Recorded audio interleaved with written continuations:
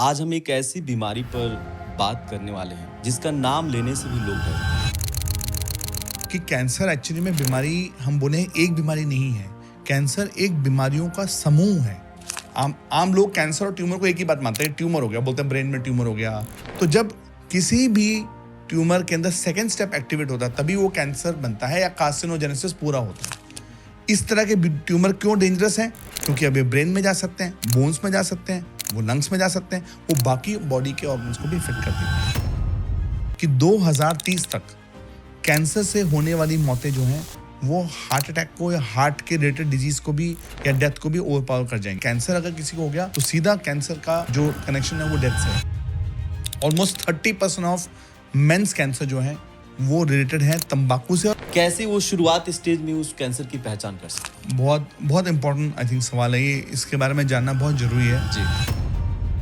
तो ऐसे कौन से लक्षण हैं जो ये इशारा करते हैं कि इस इंसान को चेकअप करना चाहिए कि इसको कैंसर तो नहीं हो गया? अगर 2 हफ्ते से ठीक नहीं हुआ है, ये एक कैंसर का लक्षण हो सकता है। ये मुंह के कैंसर में काफी कॉमन है। लोग तंबाकू फिर भी खाते रहते हैं, गुटखा फिर भी खाते रहते हैं। सेक्स के दौरान ब्लीडिंग हो जाए किसी, वो सर्वाइकल कैंसर का लक्षण हो सकता है, वो बच्चेदानी के कैंसर का लक्षण हो सकता है। तो फीमेल्स के लिए एक जो सबसे इजी चीज कर सकते हैं वो है ब्रेस्ट सेल्फ एग्जामिनेशन। जब आप नहा रहे हैं या थोड़ा कंफर्टेबल है, वो मिरर के सामने खड़े होके अपने दोनों ब्रेस्ट को धीरे धीरे अपने हाथ से पैल्पेट कर सकते हैं, दोनों हाथ को, ठीक है। लेकिन हर लेडी अगर अपने ब्रेस्ट के प्रति अवेयर रहेगी तो उनके लिए अच्छा है चीज। लेकिन महिलाओं में एक बात का डर यह भी है कि अगर ब्रेस्ट में गांठ आ गई, अगर ब्रेस्ट में कैंसर हो गया, कैंसर हुआ है कि नहीं हुआ है, लेकिन वो आ गया तो उनको लगता है कि मेरे ब्रेस्ट को काट दिया है। अगर बहुत अर्ली एज में, कम उम्र में सेक्सुअल एक्टिविटीज परफॉर्म करते हैं तो उनमें भी कैंसर की संभावना है। किसी लेडी को ऐसे ड्यूरिंग सेक्स ब्लीडिंग हो रही है, वो एक इंपॉर्टेंट लक्षण है, वो एक अर्ली साइन हो सकता है कैंसर का। गए हॉस्पिटल, कुछ जांच करवाया और पता चला कि अचानक पता चलता है ये कि भाई उनको तो कैंसर था और वो तीसरे स्टेज पे पहुंच गया। अब मुझे बताइए सर कि ऐसी क्या चीजें करें कि कैंसर हुई? नमस्ते, स्वागत है आपका हमारे इस यूट्यूब चैनल में। मेरा नाम राहुल पांडे है। आज हम एक ऐसी बीमारी पर बात करने वाले हैं जिसका नाम लेने से भी लोग डरते हैं। भारत के जिस प्रांत से मैं आता हूं, वहाँ के गांव में, वहाँ के कस्बों में अगर यह बीमारी किसी को हो जाए तो लोग कहते हैं फलानवा को बाउर बीमारी भइल बा। इसका मतलब किसी व्यक्ति को कैंसर हो गया है और लोग उसका नाम तक नहीं लेते हैं। क्यों? क्योंकि उन्हें लगता है कि अगर उस बीमारी का नाम लेंगे तो उनके परिवार के किसी व्यक्ति को भी ये संक्रमण हो जाएगा, उनके परिवार में भी यह बीमारी आ जाएगी। सोचिए इस बीमारी का कितना डर है। लेकिन हम आज उस बीमारी का नाम भी लेंगे और उस बीमारी पर खुलकर चर्चा भी करेंगे, उस पर बात भी करेंगे। इस विषय पर बातचीत करने के लिए आज हमारे साथ मौजूद है कैंसर विशेषज्ञ और बहुत ही जाने माने डॉक्टर सज्जन राजपुरोहित जी। सर, बहुत बहुत स्वागत है आपका। थैंक यू राहुल, आपने बहुत अच्छा इनिशिएटिव लिया और मुझे बहुत खुशी है कि आज जो हम चर्चा करेंगे उससे आज के दिन में हम जो इम्पोर्टेंट कैंसर को लेकर भ्रांतियां हैं लोगों के बीच में, उनको मुझे आशा है कि इस पॉडकास्ट के बाद उनके अंदर काफ़ी क्लैरिटी आ पाएगी। जी, आपने सुना कि जैसा कि मैंने इंट्रो में कहा कि लोग ना, मैं जिस देश के जिस प्रांत से बिलोंग करता हूँ, वहाँ पे लोग कहते हैं कि भाई फलानवा को ना बाउल बीमारी हो गई बा या हो गया है। इसका मतलब लोग नाम तक नहीं लेते हैं। नाम नहीं लेते। क्या कारण है इतना कि कैंसर के डर का क्या कारण है? देखिए, आप सही बोल रहे हैं। ना केवल आपके प्रांत में, आज आप दिल्ली के बारे में बात करेंगे, दिल्ली में भी अगर किसी के घर में कैंसर होता है तो लोग दूसरों को बताते नहीं हैं। उसके मुख्य कारण ये है, एक तो पहला कारण ये, किसी इंसान को जब कैंसर होता है उसको समझ नहीं आता कि मुझे कैंसर क्यों हो गया, पहली बात। दूसरा, ये एक फैमिली को डिस्टर्ब करने वाली बीमारी है, क्योंकि जैसे ही कैंसर होता है, आपने सही बोला, पहला डर ये आता है कि अब टाइम जो है वह तो लिमिटेड है या टाइम नहीं है, मतलब मृत्यु सामने दिखनी शुरू हो जाती है। ये पहला जो रिएक्शन होता है वो एक पर्सनल का, जैसे किसको कैंसर डायग्नोज हुआ वो समझ नहीं पाता। पहला स्टेप इसमें ये आता है कि ये मुझे क्यों हुआ या मुझे नहीं हो सकता। इसको बोलते हैं फेज ऑफ डिनायल। उसके बाद जब फैमिली कोप करना शुरू करती है, वो नहीं चाहते कि समाज में किसी को भी पता चले कि उनके किसी नियर एंड डियर वन को कैंसर हुआ है। ये बहुत कॉमन है और अच्छे से अच्छे पढ़े लिखे लोग भी आज के डेट में मुझे बोलते हैं, डॉक्टर साहब आप किसी और को मत बताइएगा, हमारी बात को आप थोड़ा पर्सनल रखें या एक तरह से इस बीमारी के बारे में चर्चा ना करें, क्योंकि लोगों का उस परिवार को, उस व्यक्ति को देखने का नजरिया बदल जाता है जिसको कैंसर का डायग्नोसिस होता है। तो ये काफी मतलब चिंता की बात है। अच्छी बात है, कैंसर कोई एक इंसान से दूसरे इंसान को फैलने वाली बीमारी नहीं है। वो एक इंसान के शरीर में फैल सकती है, लेकिन एक इंसान से दूसरे इंसान में नहीं फैलेगी। तो जागरूकता होगी, लोग इसमें खुद अगर बढ़ के आएंगे या वो बोलेंगे घबराइए मत, जैसे हम बोलते हैं कि मत घबराइए, कैंसर हो गया कोई बात नहीं, आप इसका इलाज कराइए, ठीक हो जाएगा ये। तो वो आश्वासन हमें और देना पड़ेगा आपके माध्यम से, हमारे माध्यम से, कि कैंसर जो है वो डेथ सेंटेंस नहीं है, आराम से लड़ सकते हैं और इसका इलाज संभव है। तो बिल्कुल सर, आपने आश्वस्त किया कि कैंसर हो गया कोई बात नहीं, लेकिन मेरा सवाल है कि कैंसर है क्या और यह होता कैसे है? ये एक और चीज़ है जिससे लोगों को, मतलब आम जनता को यही पता है कि कैंसर जो एक बीमारी है और ये वो लाइलाज बीमारी है। इसके आगे लोगों को पता नहीं है, लेकिन मैं आपको इस पॉडकास्ट में बताना चाहूँगा कि कैंसर एक्चुअली में बीमारी, हम बोले एक बीमारी नहीं है, कैंसर एक बीमारियों का समूह है। हमारे बॉडी के वेरियस पार्ट्स में ही हो सकता है। तो अभी तक करीबन 250 डिफरेंट तरह के कैंसर्स होते हैं। इन बीमारियों के समूह को हम कैंसर बोलते हैं। ये एक प्रक्रिया क्यों है, मतलब कैंसर, किस बीमारी को कैंसर बोला जाएगा और किस बीमारी को कैंसर नहीं बोला जाएगा, अच्छा। ये जानना बहुत जरूरी है। तो कैंसर बनने के लिए उस बीमारी के अंदर 2 स्टेप होने बहुत जरूरी है जी। तो पहला, जेनेटिक लेवल पे कैंसर होता है। इसका मतलब ये होगा, हमारी बॉडी जो सेल से या कोशिकाओं से बनी हुई है, हमारा पूरा शरीर जो है, हम जैसे बोलते हैं रोम रोम में राम, ठीक है, तो कण कण से हम बने हुए हैं। हमारा शरीर जो है वो छोटे छोटे जो सेल से बना हुआ है, वो सेल हार्ट के अंदर अलग हैं, लिवर में अलग हैं, ब्रेन में अलग हैं, लेकिन शुरुआत उनकी एक ही कण से हुई होती है। जब स्पर्म और ओवम मिलता है, जीव की उत्पत्ति होती है, उससे वही जो पहला हमारा हम बोल सकते हैं जो फर्टिलाइज एग होता है, एम्ब्रियो होता है, उससे पूरा सेल बन के एक पूरा शरीर बनता है। तो ट्रिलियंस ऑफ सेल्स हमारी बॉडी में हैं, उनका जेनेटिक मेकअप सेम है, लेकिन वो फंक्शनली अलग अलग हैं, क्योंकि कुछ फंक्शन ऑन होते हैं, कुछ फंक्शन ऑफ होते हैं जेनेटिक लेवल पे। इसीलिए कोई सेल हार्ट का सेल बनता है, कोई लंग का बनता है, कोई लिवर का बनता है। ये हो गया बिल्कुल बेसिक लेवल पे। अब किसी भी बॉडी के ऑर्गन में इस एक सेल के अंदर भी अगर 2 स्टेप हो जाए, पहला स्टेप अनकंट्रोल्ड ग्रोथ, इसका मतलब उसके अंदर जो ग्रोथ वाले जीन है वो ऑटोमेटिकली ऑन हो जाए। वो आपके कारणों पे बताऊं कैसे ऑन हुए। सेल के अंदर ऐसे जीन्स ऑन हो गए जिससे अब वो ग्रो करना शुरू हो गया, मतलब वो 1 से 2, 2 से 4, 4 से 8, वो सेल मल्टीप्लाई कर रहा है। तो पहला स्टेप है multiplication and uncontrolled multiplication of a single cell. तो ये बन गया कैंसर का सेल। अच्छा, जब ये कैंसर का सेल बन गया, तो अब क्या होगा, अगर ये यही पहला ही स्टेप हुआ, इसमें ओनली फर्स्ट स्टेप हुआ, सेकंड स्टेप नहीं हुआ, तब तक ये सिर्फ ट्यूमर बन सकता है। आम लोग कैंसर और ट्यूमर को एक ही बात मानते हैं, ट्यूमर हो गया, बोलते हैं ब्रेन में ट्यूमर हो गया। कैंसर और ट्यूमर को प्रायवाची मान लेते हैं लोग, है ना, जबकि ऐसा नहीं है। ऐसा नहीं है। तो ट्यूमर पहला स्टेप है, इसका मतलब अब ये सेल जो है मल्टीप्लाई करेगा तो धीरे धीरे धीरे बड़ा होके इसी के क्लोन बन जाएंगे, और वो एक ऑर्गन के अंदर, मान लीजिए लिवर के अंदर गए, तो लिवर में इसके जो क्लोन बनेंगे वो गांठ का रूप ले लेंगे। अच्छा, और ट्यूमर का मतलब क्या, गांठ ही होता है? बस हाँ, ट्यूमर का मतलब है अबनॉर्मल गांठ, मतलब जो उस जगह होनी नहीं चाहिए। तो जैसे ही पहला स्टेप होगा तब तक ट्यूमर बन जाएगा। अब इस स्टेप पे अगर रुक गया तो ये होते हैं बिनाइन ट्यूमर्स। इसका मतलब ये कि अब ये अपने घर में ही रहेगा। लिवर में होगा तो लिवर में बढ़ता जाएगा, ये 5 सेंटीमीटर हो सकता है, 10 सेंटीमीटर हो सकता है, 15 सेंटीमीटर हो सकता है। अभी तक भी जान को खतरा नहीं करेगा। क्यों? आपने सुना भी होगा, न्यूज़पेपर में हेडलाइन आती है, एक औरत के पेट से 60 किलो का ट्यूमर निकाला गया। आप ही लोग इसे रिपोर्ट देखते होंगे, रिपोर्ट आती भी है, इसमें से 14 किलो का ट्यूमर निकाला गया। ऐसे मेडिकल लोग सोचते हैं अरे इतना बड़ा ट्यूमर निकाल दिया। तो जब तक पहला स्टेप होता है तब तक वो ट्यूमर ही होता है, और ये काफी कॉमन है। ये कैंसर से ज्यादा कॉमन है ह्यूमन बॉडीज में। अगर लेडीज में बात करें तो आपने सुना होगा रसौली हो गई। रसौली बहुत कॉमन भाषा में बोलते हैं रसौली। बच्चेदानी में रसौली होगी, या बच्चेदानी में ट्यूमर था। वो एक ही जगह रहते हैं, वो उस ऑर्गन को इफेक्ट करते हैं लेकिन कहीं और डिस्टर्ब नहीं करते हैं। तो ऐसे ट्यूमर्स ब्रेस्ट में भी होते हैं। तो सारी ब्रेस्ट के जो ट्यूमर्स है वो कैंसर नहीं है। अच्छा, महिलाओं के अंदर, आदमियों के अंदर भी आपने देखा होगा कहीं शरीर में कहीं ना कहीं गांठें होती है लोगों की, बहुत कुछ लोगों की गांठें होती हैं, वो ट्यूमर होते हैं लेकिन वो कैंसर नहीं होते हैं। तो जब तक पहला स्टेप होगा तब तक वो ट्यूमर है, वो बिनाइन ट्यूमर है। बिनाइन ट्यूमर्स जानलेवा नहीं होते हैं, वो ज्यादा से ज्यादा उस ऑर्गन के फंक्शन को इफेक्ट करेंगे अगर बड़े हो जाएंगे।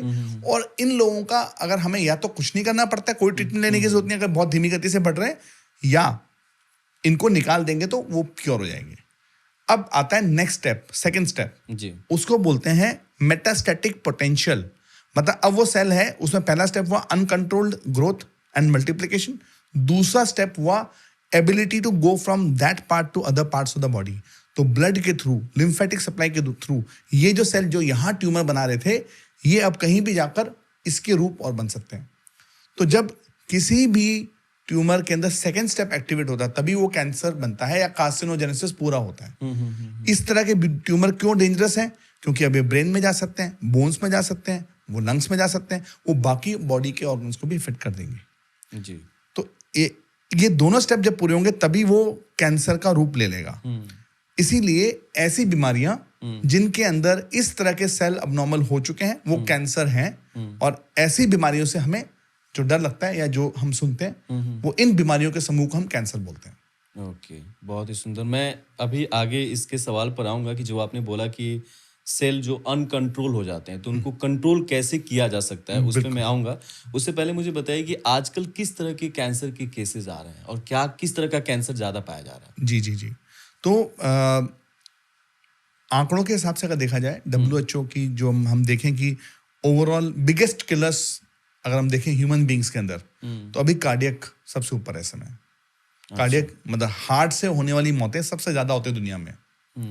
लेकिन ये अनुमान है और ये बहुत इसीलिए ऐसे पॉडकास्ट होने बहुत जरूरी है कि 2030 तक कैंसर से होने वाली मौतें जो हैं वो हार्ट अटैक को या हार्ट के रिलेटेड डिजीज को भी या डेथ को भी ओवरपावर कर जाएंगे। इसका मतलब ये एक साइलेंट पेंडेमिक है जिससे हमारी पूरी दुनिया जूझ रही है। इसके बारे में इनफैक्ट लोग, आपने सही बोला, लोग बात करने में भी डरते हैं और लोग इसको सुनना भी नहीं चाहते। जैसा बोला, वर्ड भी नहीं सुनना चाहते हैं। ये सच बात है। बिल्कुल। कोई बोले यार मुझे मतलब घबराहट होनी शुरू होती है, कैंसर का नाम सुन लो तो भी घबराहट है। तो इसके लिए जागरूक होना बहुत जरूरी है। कैंसर एक साइलेंट पेंडेमिक है। जैसे डायबिटीज, हाइपरटेंशन, ये एक इंपॉर्टेंट, ये मोबिलिटी कॉज करते हैं। इनसे लॉन्ग टर्म मोर्टेलिटी कम है। लेकिन कैंसर अगर किसी को हो गया तो सीधा कैंसर का जो कनेक्शन है वो डेथ से है। तो इंडिया में अगर देखें, हर स्टेट के और हर देश के कैंसर अलग अलग हैं। जैसे इंडिया की जो यूनिक चैलेंज है, इंडिया के अंदर अभी भी हमारी मैक्सिमम जनता जो है गांव में रहती है जी। और ना चाहते हुए भी अभी हमारे अंदर तंबाकू का जो सेवन है वो खैनी, गुटखा के फॉर्म में काफी कॉमनली हो रहा है। तो जो पिछले 10-15 सालों में मैंने देखा है, स्मोक करना, वेपिंग करना बहुत कूल कल्चर हो गया अर्बन एरियाज में जी। और जबकि हमारा जो रूरल एरियाज है, इतनी टाटा मेमोरियल हॉस्पिटल की एडवर्टाइजमेंट्स आती हैं, हर मूवी से पहले हम देखते हैं कि एक एड आती है। उसके बावजूद भी गुटखे का और तंबाकू और खैनी का जो सेवन है हमारे रूरल एरियाज में बहुत ज्यादा है। इसकी वजह से आदमियों के अंदर सबसे ज्यादा कॉमन कैंसर जो है, ऑलमोस्ट 30% ऑफ मेंस कैंसर जो है वो रिलेटेड है तंबाकू से। और एक सबसे बड़ा कॉमन एरिया है हेड एंड नेक एरिया, जिसमें कि मुंह के कैंसर, गले के कैंसर, अच्छा, ये सबसे ज्यादा कॉमन है। मुंह और गला दोनों का कैंसर और तंबाकू के तंबाकू 90% उनके रीजन है इंडिया के अंदर। तंबाकू से होने वाले कैंसर जो है दुनिया के बाकी देशों में ये नहीं होता है, क्योंकि वो तंबाकू को एज स्मोक तो करते हैं लेकिन वो चबाते नहीं है। चबाने की जो प्रक्रिया इंडिया में, श्रीलंका में, हमें बांग्लादेश में ज्यादा कॉमन है। बाकी जगह पे ऐसा सेवन तंबाकू का नहीं करते हैं। इसीलिए ये यूनिक प्रॉब्लम है इंडिया की कि हेड एंड नेक कैंसर जो बहुत कॉमन है इंडिया में। अगर यूएस के आंकड़े देखोगे, वहां 10th मोस्ट कॉमन कैंसर है मेन में, यहाँ फर्स्ट मोस्ट कॉमन कैंसर है। वहां का फर्स्ट मोस्ट कॉमन कैंसर है लंग कैंसर, क्योंकि वो स्मोकिंग बहुत करते हैं। तो तंबाकू की जो कार्सिनोजेनिक केमिकल है वो लंग्स में लेके जाते हैं। हम लोग लंग्स से पहले यहीं पे उनको बार बार चबा चबा के उनको एक्सपोज कर करके इस एरिया को अफेक्ट करवाते हैं। इसलिए ये प्रिवेंटेबल कैंसर्स हैं, इस पे कोई बात ज्यादा होती नहीं है। बट अगर हम तंबाकू का सेवन अपने जीवन से हटा दें तो अगर मैं आपसे बोलूं कि कितना % इम्पैक्ट पड़ेगा कैंसर के ओवरऑल चांसेस पे, 30 to 40% कैंसर्स कम हो जाएंगे इंडिया के अंदर अगर हम एक ही प्रोडक्ट को अपने लाइफ से हटा दें। और मुझे लगता है इसमें सरकार से ज्यादा इंडिविजुअल रिस्पॉन्सिबिलिटी है। तो ये मैसेज जरूर देना चाहूंगा कि आपके घर में जो बच्चे हैं, क्योंकि मैक्सिमम मैं देखा है कि जो तंबाकू की हैबिट आती है ना, वो 11वीं 12वीं से लेके कॉलेज के 4-5 सालों तक आती है। ऐसा बहुत अनलाइकली कि कोई 40 साल पे स्मोकिंग शुरू करेगा या तंबाकू का इस्तेमाल शुरू करेगा। तो ये मैसेज जाना बहुत जरूरी है कि तंबाकू का सेवन बिल्कुल भी कूल नहीं है। इससे हम कोई लोगों को दिमाग में ऐसे परोसा जा रहा है मीडिया के थ्रू, फिल्म्स में हीरो भी आप दिखाते हैं, हीरो अपने आप को जब दिखाते हैं तो एकदम जैसे आता है वो ऐसा लगता है कि जैसे बस अगर स्मोक यूज कर रहे हैं, तंबाकू यूज कर रहे हैं तो आप कूल लगेंगे। वेपिंग को बड़ा कूल कल्चर की तरह दिखाया जा रहा है कॉलेजेस के अंदर। तो ये जो एक समस्या है, इस पे जरूर बात होनी चाहिए। तो तंबाकू से होने वाले जो कैंसर्स है मोस्ट कॉमन है मेन के अंदर, नंबर 1। उसके बाद दूसरे कैंसर्स जैसे पेट के कैंसर्स हो गए, और कैंसर्स हैं पैंक्रियाटिक कैंसर, कोलोन कैंसर। तो ऐसे टॉप 10 कैंसर्स मेल्स में हैं। फीमेल्स के अंदर थोड़े अलग हैं, उनके अंदर ब्रेस्ट कैंसर नंबर 1 कैंसर है। अच्छा। उसके बाद सर्वाइकल कैंसर है, और उसके बाद बाकी और जैसे ओवरीन और यूट्राइन कैंसर, और फिर बाकी ये कैंसर्स। महिलाओं में अभी भी तंबाकू सेवन या चबाने की जो प्रथा है आदमियों से काफी कम है, लेकिन जिन एरिया में महिलाएं तामूल या तंबाकू चबाती हैं उनमें भी उतनी वो होता है कंपेयर टू मेन। आपने तो ये तंबाकू वाली जो बात की, बहुत ज़रूरी बात की। हम लोग तो देखते हैं कि जो ग्रामीण इलाके हैं भारत के, वहाँ पे तो जो घरों के जो बड़े बुजुर्ग हैं, छोटे छोटे जो बच्चे हैं, उनके जो फादर हैं, वो तो बहुत ही प्राउडली खैनी मल के और वो खाना, कई तो जगहों के स्कूलों में, सरकारी स्कूलों में देखा गया जो वीडियोज आते हैं जी। कि शिक्षक पढ़ा रहे हैं, बच्चे बैठे हुए हैं और शिक्षक वहाँ पे एक दूसरे से वो तंबाकू मल के एक दूसरे को दे क्योंकि रहे इसको हो, खा कल्चर का हिस्सा एक्सेप्ट कर लिया गया है। आप और देखेंगे बहुत इसको मतलब स्वीकार कर लिया गया कि नहीं, ये तो मतलब तंबाकू ही खाते हैं ना मेरे पापा, वो कोई शराब तो नहीं पी रहे ना, तंबाकू सिगरेट नहीं पी रहे ना, तंबाकू खा रहे हैं, तंबाकू तो एक्सेप्टेड है। Yes yes yes. तो ये चीज स्पेशली आपने बोला कि जिस प्रदेश से आप आते हैं वहाँ पे ये बहुत कॉमन कल्चर है कि जब आपस में कोई फंक्शन वगैरह भी होता है तो एक दूसरे को वो लोग सर्व भी कर देते हैं, यार आप लीजिए। हमारी तरफ भी, हम राजस्थान से बिलोंग करते हैं तो वहाँ हमारे फंक्शन होता है तो उसमें भी लोग ये बीड़ी को एज ए ऑफरिंग करते हैं कि आइए मिलके बीड़ी पीते हैं या चिलम पीते हैं। चिलम का बहुत कल्चर है वहाँ पे। जैसे आपने देखा अभी हुक्का कल्चर बहुत ज्यादा आ गया है। दिल्ली बाहर में आप जाइए तो हुक्का कल्चर बहुत कॉमन है। जी जी। तो कहीं ना कहीं ये बहुत आई थिंक इस चीज के ऊपर जागरूकता फैलाना बहुत जरूरी है कि क्या सच में ये चीजें हमारे लिए यूजफुल है, और जब जवानी में ये चीजें की जाती है तो इनका इम्पैक्ट 10 से 15 साल बाद में आता है, और 15 से 20 साल में ये बहुत सारी बीमारियों के रूप में हमें हॉन्ट करता है। उस समय पश्चाताप भी होता है, लेकिन तब तक उसका जो हार्मफुल इफेक्ट है वो हो चुका होता है। तो अब यहाँ पर मैं बात करना चाहता हूँ कि कैंसर के सिर्फ शुरुआती लक्षण, हमने तो बात कर लिया कि भाई कैंसर ऐसे होता है, इसके क्या कारण है। अगर मान लीजिए कि कैंसर किसी को शरीर में उसके पनप रहा है तो उसके शुरुआती लक्षण क्या होते हैं? जी हाँ, और कैसे वो शुरुआत स्टेज में उस कैंसर की पहचान कर सकता है? बहुत बहुत इंपॉर्टेंट आई थिंक सवाल है ये, इसके बारे में जानना बहुत जरूरी है। जी। तो आप देखेंगे ऐसे कोई भी लक्षण हम नहीं बोल सकते जो सिर्फ कैंसर में होते हैं। इसी वजह से लोगों के मन में भ्रम रहता है कि मुझे कैंसर नहीं हो सकता, या क्योंकि लक्षण ऐसे कोई यूनिक लक्षण है ही नहीं जिसकी वजह से कोई एक इंसान में मैं दूसरे इंसान से फर्क कर पाऊं कि इसको कैंसर है और इसको कैंसर नहीं है। जब आप मेरी ओपीडी में आएंगे आप उनको देख के बता ही नहीं सकते इनको कैंसर है। तो देख के बता पाना ऑलमोस्ट इम्पॉसिबल होता है लोगों को शुरुआती स्टेज में। इसीलिए ये जागरूकता ना होने की वजह से लोग पहले एक्सेप्ट नहीं करते कि मुझे भी कैंसर हो सकता है, पहली बात। अब रही बात लक्षणों की, तो ऐसे कौन से लक्षण हैं जो ये इशारा करते हैं कि इस इंसान को चेकअप करना चाहिए कि इसको कैंसर तो नहीं हो गया है। तो शुरुआती लक्षण कभी कभी ऐसे होते हैं जो कि बाकी बीमारियों से मेल जोल खाते हैं। ठीक है। तो एक निमोनिक अगर आप देखें, WHO का ही निमोनिक है, उसको बोलते हैं कॉशन अप करके निमोनिक होता है। ठीक है, CAUTION UP, कॉशन अप ऐसे नाम से निमोनिक बनाया गया है। ठीक है। ताकि सरल भाषा में समझा पाए। ठीक है। तो C का मतलब होता है change in bowel of bladder habit. इसका मतलब आपके शौच की जो फ्रीक्वेंसी है या उसके अंदर जो जैसे एक हर इंसान का पैटर्न होता है, किसी को स्टूल 2-3 बार आते हैं दिन में, किसी को 1 बार आता है, तो किसी को यूरिन जो है फ्रीक्वेंसी थोड़ी ज्यादा है, किसी को कम है। तो ये इस तरह की जो पैटर्न होते हैं, हर इंसान को अपनी फ्रीक्वेंसी पता होती है सालों साल में। ठीक है। तो किसी इंसान में change in bowel of bladder habit हो जाए, ये एक इंपॉर्टेंट लक्षण होता है। जैसे मान लीजिए किसी इंसान को कॉन्स्टिपेशन नहीं रहता है सालों से, ठीक है, अब उसको पिछले 10 से 15 दिन से बिना उसके जाने हुए कॉन्स्टिपेशन रह रहा है, स्टूल ढंग से आ नहीं रहा है, या किसी को बार बार स्टूल आ रहा है, वो स्टूल का फ्रीक्वेंसी और उसका जो टेक्सचर है वो बदल गया है। This can be important symptom of large और स्मॉल बाउल कैंसर्स, बड़ी आंत या छोटी आंत के कैंसर में इस तरह के लक्षण आते हैं। तो C for change in bowel and bladder habit. Bladder के अंदर क्या होता है, रुकावट आनी शुरू होगी, यूरिन करने जा रहा है, यूरिन आ नहीं रहा, खुल के नहीं आ रहा है, यूरिन करने में 15-15 मिनट लग रहे हैं, या रात को बार बार उठ के पेशाब करना पड़ रहा है। तो ये एक लक्षण हो सकता है कैंसर का। Number 1, a sore that does not heal. A for a sore, कोई छाला है मुंह में या कहीं पे बॉडी में जो कि 2 हफ्ते हो गए ठीक नहीं हो रहा है छाला। कोई भी नॉर्मली छाला होगा, वायरल इन्फेक्शन का छाला होगा, कोई और कारण से मल्टीविटामिन डेफिशिएंसी छाला होगा, वो ठीक हो जाएगा।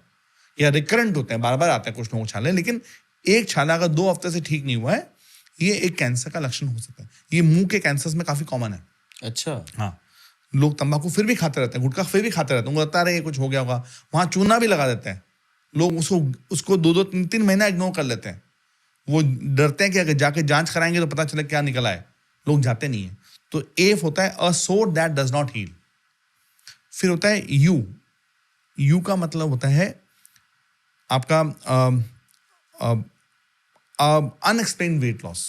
ठीक है, अनएक्सप्लेन्ड वेट लॉस का मतलब होता है कि वजन अपना आप कम हो रहा है, वजन आप कम नहीं कर रहे हैं, लोग बोल भी रहे हैं आपके आसपास कि यार वजन आपका कम हो रहा है, आप तो देख नहीं रहे, अब नहीं हम खाना थोड़ा कम खा रहे हैं, या अभी हमने ये सब छोड़ दिया है। तो अनएक्सप्लेन्ड वेट लॉस है, वो एक इंपॉर्टेंट लक्षण हो सकता है कैंसर का। टी का मतलब ये होता है थिकनिंग और लंप, मतलब किसी के छाती में गांठ आ रही है, या टेस्टिकल में गांठ आ रही है, या यहाँ कोई जैसे जॉइंट के आसपास स्वेलिंग आ रही है अपने आप। शुरुआत में ये थिकनिंग पेनलेस होती है, तो आदमी सोचता है दर्द तो नहीं है इसमें, या फीमेल सोचती है मेरे छाती में गांठ तो है बट कुछ तकलीफ तो नहीं कर रही है। तो यूजुअली जो लंप या थिकनिंग होती है पेनलेस होती है टू बिगिन विद। बट ये इंपॉर्टेंट लक्षण होता है ब्रेस्ट कैंसर का, टेस्टिकुलर कैंसर का, या बोन या मसल के कैंसर्स का। सार्कोमा जिनको बोलते हैं, मसल में सूजन आ रही है, यहाँ मसल है, मसल के अंदर सूजन आ रही है, बड़ा होता जा रहा है, आपको लग रहा है ऐसे ही हो रहा है, तो 2 हफ्ते से ऊपर किसी को ये है, तो ये भी इंपॉर्टेंट लक्षण होता है। इनडाइजेशन और डिफिकल्टी इन स्वलोइंग। इसका मतलब ये हुआ कि खाना खाते समय खाना अटक रहा है, खाना नॉर्मल जो सॉफ्ट खाना, आप खाना खा रोटी खा रहे, रोटी अब खाने का मन नहीं कर रहा है, उसके लिक्विड पी ले रहे हैं, तो ये फूड पाइप के कैंसर का लक्षण हो सकता है, इनडाइजेशन या डिफिकल्टी इन स्वलोइंग। ओ होता है ऑब्वियस चेंज इन वॉट और मोल। ये इंडिया में कम कॉमन है skin cancers, but western world के अंदर देखेंगे अगर कोई तिल है या मसा है, वो सडनली रूप बदलना शुरू कर दे, अचानक से वो बढ़ रहा है मसा, तो वो स्किन कैंसर का या मेलानोमा का लक्षण हो सकता है। एन का मतलब होता है नैगिंग कफ या होर्सनेस, गला बैठ गया अपने आप ही, 2 हफ्ते हो गए गला आवाज ही बैठी हुई है, लोग बोलते हैं ऐसी बैठ गई होगी, चलो हो जाएगी ठीक, ध्यान नहीं देते हैं। या खांसी आ रही है, बार बार खांसी आ रही है, खांसी समझ नहीं आ रहा है, बुखार भी इतना नहीं है फिर भी खांसी आ रही है, खांसी में प्रॉब्लम आ रही है, बलगम आ रहा है, नैगिंग कफ है, ठीक नहीं हो रही है। ठीक है, फिर एक और यू, उसका अनयूजुअल ब्लीडिंग और डिस्चार्ज। इसका मतलब ये हुआ कहीं ना कहीं से ब्लीडिंग हो, जैसे मान लीजिए जैसे फीमेल्स के बारे में बात करें, सेक्स के दौरान ब्लीडिंग हो जाए किसी को, वो सर्वाइकल कैंसर का लक्षण हो सकता है। जो माताएं या जो एल्डर लेडीज हैं उनमें पीरियड्स बंद हो गए, उसके बाद वापस फिर से ब्लीडिंग आनी शुरू हुई, वो बच्चेदानी के कैंसर का लक्षण हो सकता है। ठीक है, तो अनयूजुअल ब्लीडिंग, स्टूल के अंदर ब्लड आ रहा है, वो भी एक लक्षण हो सकता है। उल्टी में ब्लड आया, खांसी में ब्लड आया, ये लक्षण हो सकते हैं कैंसर के। पी एक बोलते हैं पर्नीशियस अनीमिया, या हीमोग्लोबिन कम होता जा रहा है, ब्लड के पैरामीटर गड़बड़ हो रहे हैं, तो ये ब्लड कैंसर के लक्षण हो सकते हैं।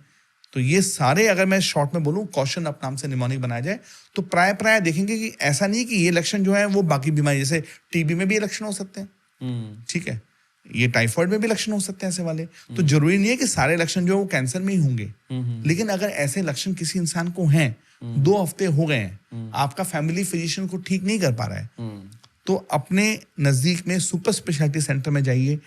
इन लक्षणों में आगे चेकअप करने की जरूरत है, चाहे वो सीटी स्कैन हो, चाहे वो एमआरआई हो, चाहे वो पेट स्कैन हो, चाहे वो ट्यूमर मार्कर्स हो, एंडोस्कोपी हो, ये सारी चीजों का 2 हफ्ते से ऊपर किसी को हो रहा है, डेफिनेटली उनको जाके चेकअप कराना चाहिए। ये शुरुआती में अगर हम पकड़ लें तो काफी कैंसर्स को हम उस स्टेज में पकड़ पाएंगे जहां वो क्यूरेबल होते हैं।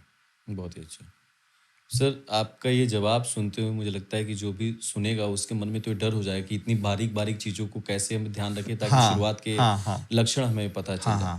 मुझे इसका एक वो भी तरीका बताइए कि अगर कोई घर पर है, चाहे वो महिला हो या पुरुष हो, महिला का भी बताइएगा और पुरुष का भी जी बताइएगा, जी जी कि वो किसी हॉस्पिटल नहीं जाना चाहता है। नहीं, हाँ आपने कहा हाँ आपसे अच्छा हाँ अनुभव नहीं होगा कि भाई लोग बताना नहीं चाहते हैं, किसी को डॉक्टर साहब बताइएगा नहीं, ऐसा भी कहते हैं जैसा कि आपने कहा। हाँ हाँ वो हॉस्पिटल नहीं जाना चाहते हैं, किसी डॉक्टर के पास नहीं पहुंचना चाहते हैं, लेकिन वो घर पर ही हैं और उनको अगर वो जागरूकता के क्रम में आगे बढ़ रहे हैं, जी तो उनको शुरुआत में अपने घर पे रहते हुए वो खुद से जांच करके कैसे वो अपनी चीजों को चेक कर सकते हाँ हाँ बहुत अच्छी बात पूछी आपने। पहले तो सेल्फ अवेयर होंगे। जैसे मान लीजिए मैं तो ये बोलता हूँ कि जैसे जो लक्षण बताया उससे देख के बिल्कुल घबराना नहीं हो। ये लक्षण बताने का मकसद ये नहीं है कि आप घबरा जाएं, क्योंकि ये लक्षण ना काफी कॉमनली दूसरी बीमारियों में भी होते हैं। और ये भी बता रहा हूँ मैं 90% ये लक्षण कैंसर की वजह से नहीं होते हैं।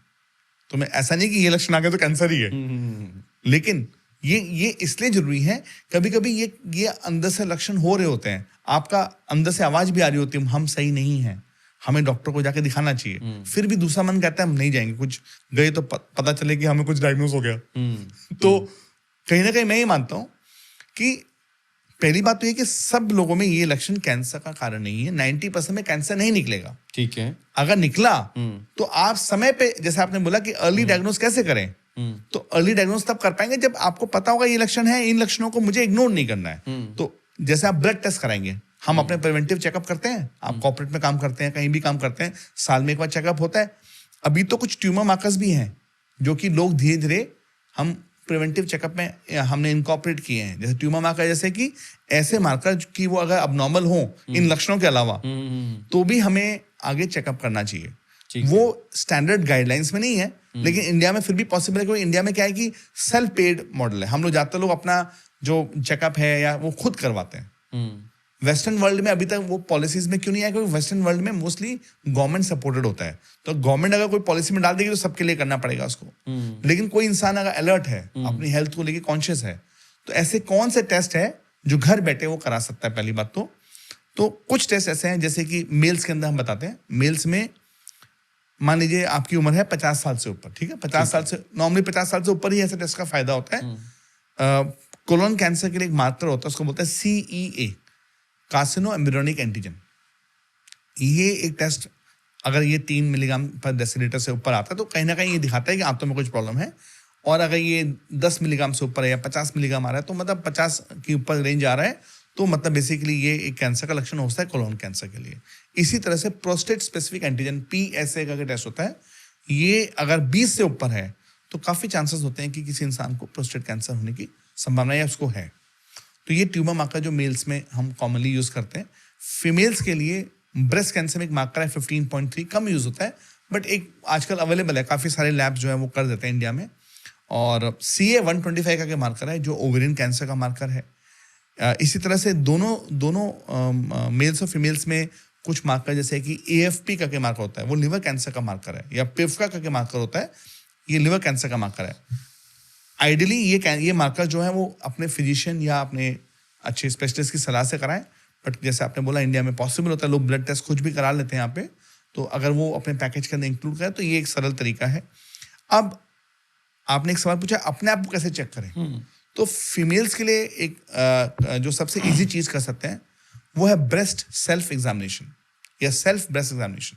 इसका मतलब महीने में एक दिन जरूर टाइम निकालें, 45 की उम्र के बाद में महीने में एक दिन अपने आप को दें, जब आप नहा रहे हैं या थोड़ा कंफर्टेबल है, वो मिरर के सामने खड़े होके अपने दोनों ब्रेस्ट को धीरे धीरे अपने हाथ से पैल्पेट कर सकते हैं, दोनों हाथ को, ठीक है, दोनों हाथ से पैल्पेट कर सकते हैं।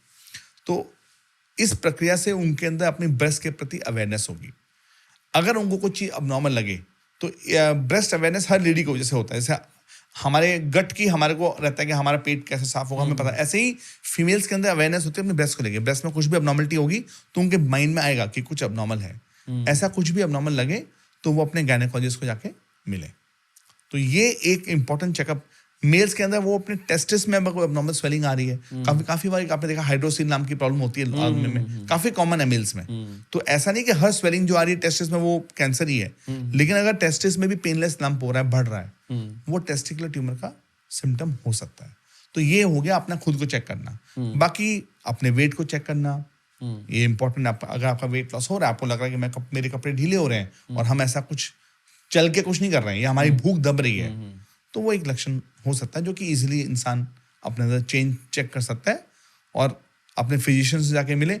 मैं एक मैसेज और दूंगा आपको, जानकर ये हैरानी होगी कि बहुत सारे फिजिशियंस जो हैं, जो फैमिली फिजिशियंस हैं, क्योंकि कैंसर का जो मैक्सिमम एडवांसेस जो हुए हैं ना, वो पिछले 20 सालों में हुए हैं। जी। तो बहुत सारे फिजिशियन जो कि आज की डेट में 50-60 साल की उम्र में हैं, उन लोगों की ट्रेनिंग में कैंसर ट्रीटमेंट नहीं था।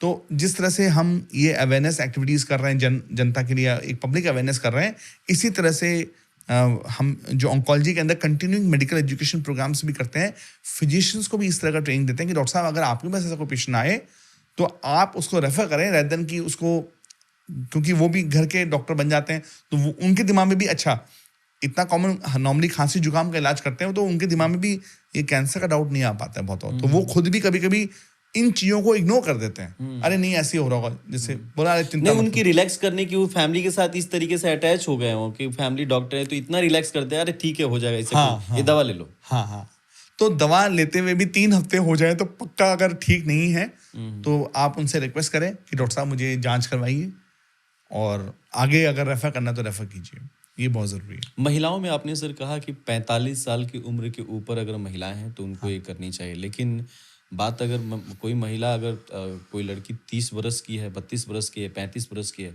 तो उसको भी क्या इस तरह की जो ये सेल्फ ये जो जांच है, जो खुद से देखना, ये ऐसा करना चाहिए? वो कर सकती हैं। देखिए क्या होता है कि ब्रेस्ट कैंसर ज़्यादातर आप देखेंगे तो प्राय 90% ब्रेस्ट कैंसर्स भी जो है वो 45 की एज के बाद ही होते हैं। ऐसा नहीं है कि यंग महिलाओं में नहीं हो सकते हैं, चांसेस कम होते हैं, नंबर 1। नंबर 2, ये चीज़ जो मैंने आपको बोला ब्रेस्ट अवेयरनेस, वो सब लेडीज़ में होती है। इनफैक्ट एंग्जाइटी जो होती है ब्रेस्ट को लेके वो फीमेल्स, यंग फीमेल्स में ज़्यादा होती है। वो अपने आप को लेके, बॉडी इमेज को लेके काफ़ी कॉन्शियस रहती हैं। तो अगर उनको भी लगता है कुछ अबनॉर्मल है तो चेक कराएं, लेकिन उनके अंदर बिनाइन ब्रेस्ट कंडीशन जैसे कि फाइब्रोएडिनोमा, फाइब्रोएडिनोसिस, ये इस तरह की कंडीशन ज़्यादा चांसेस होते हैं कॉमन।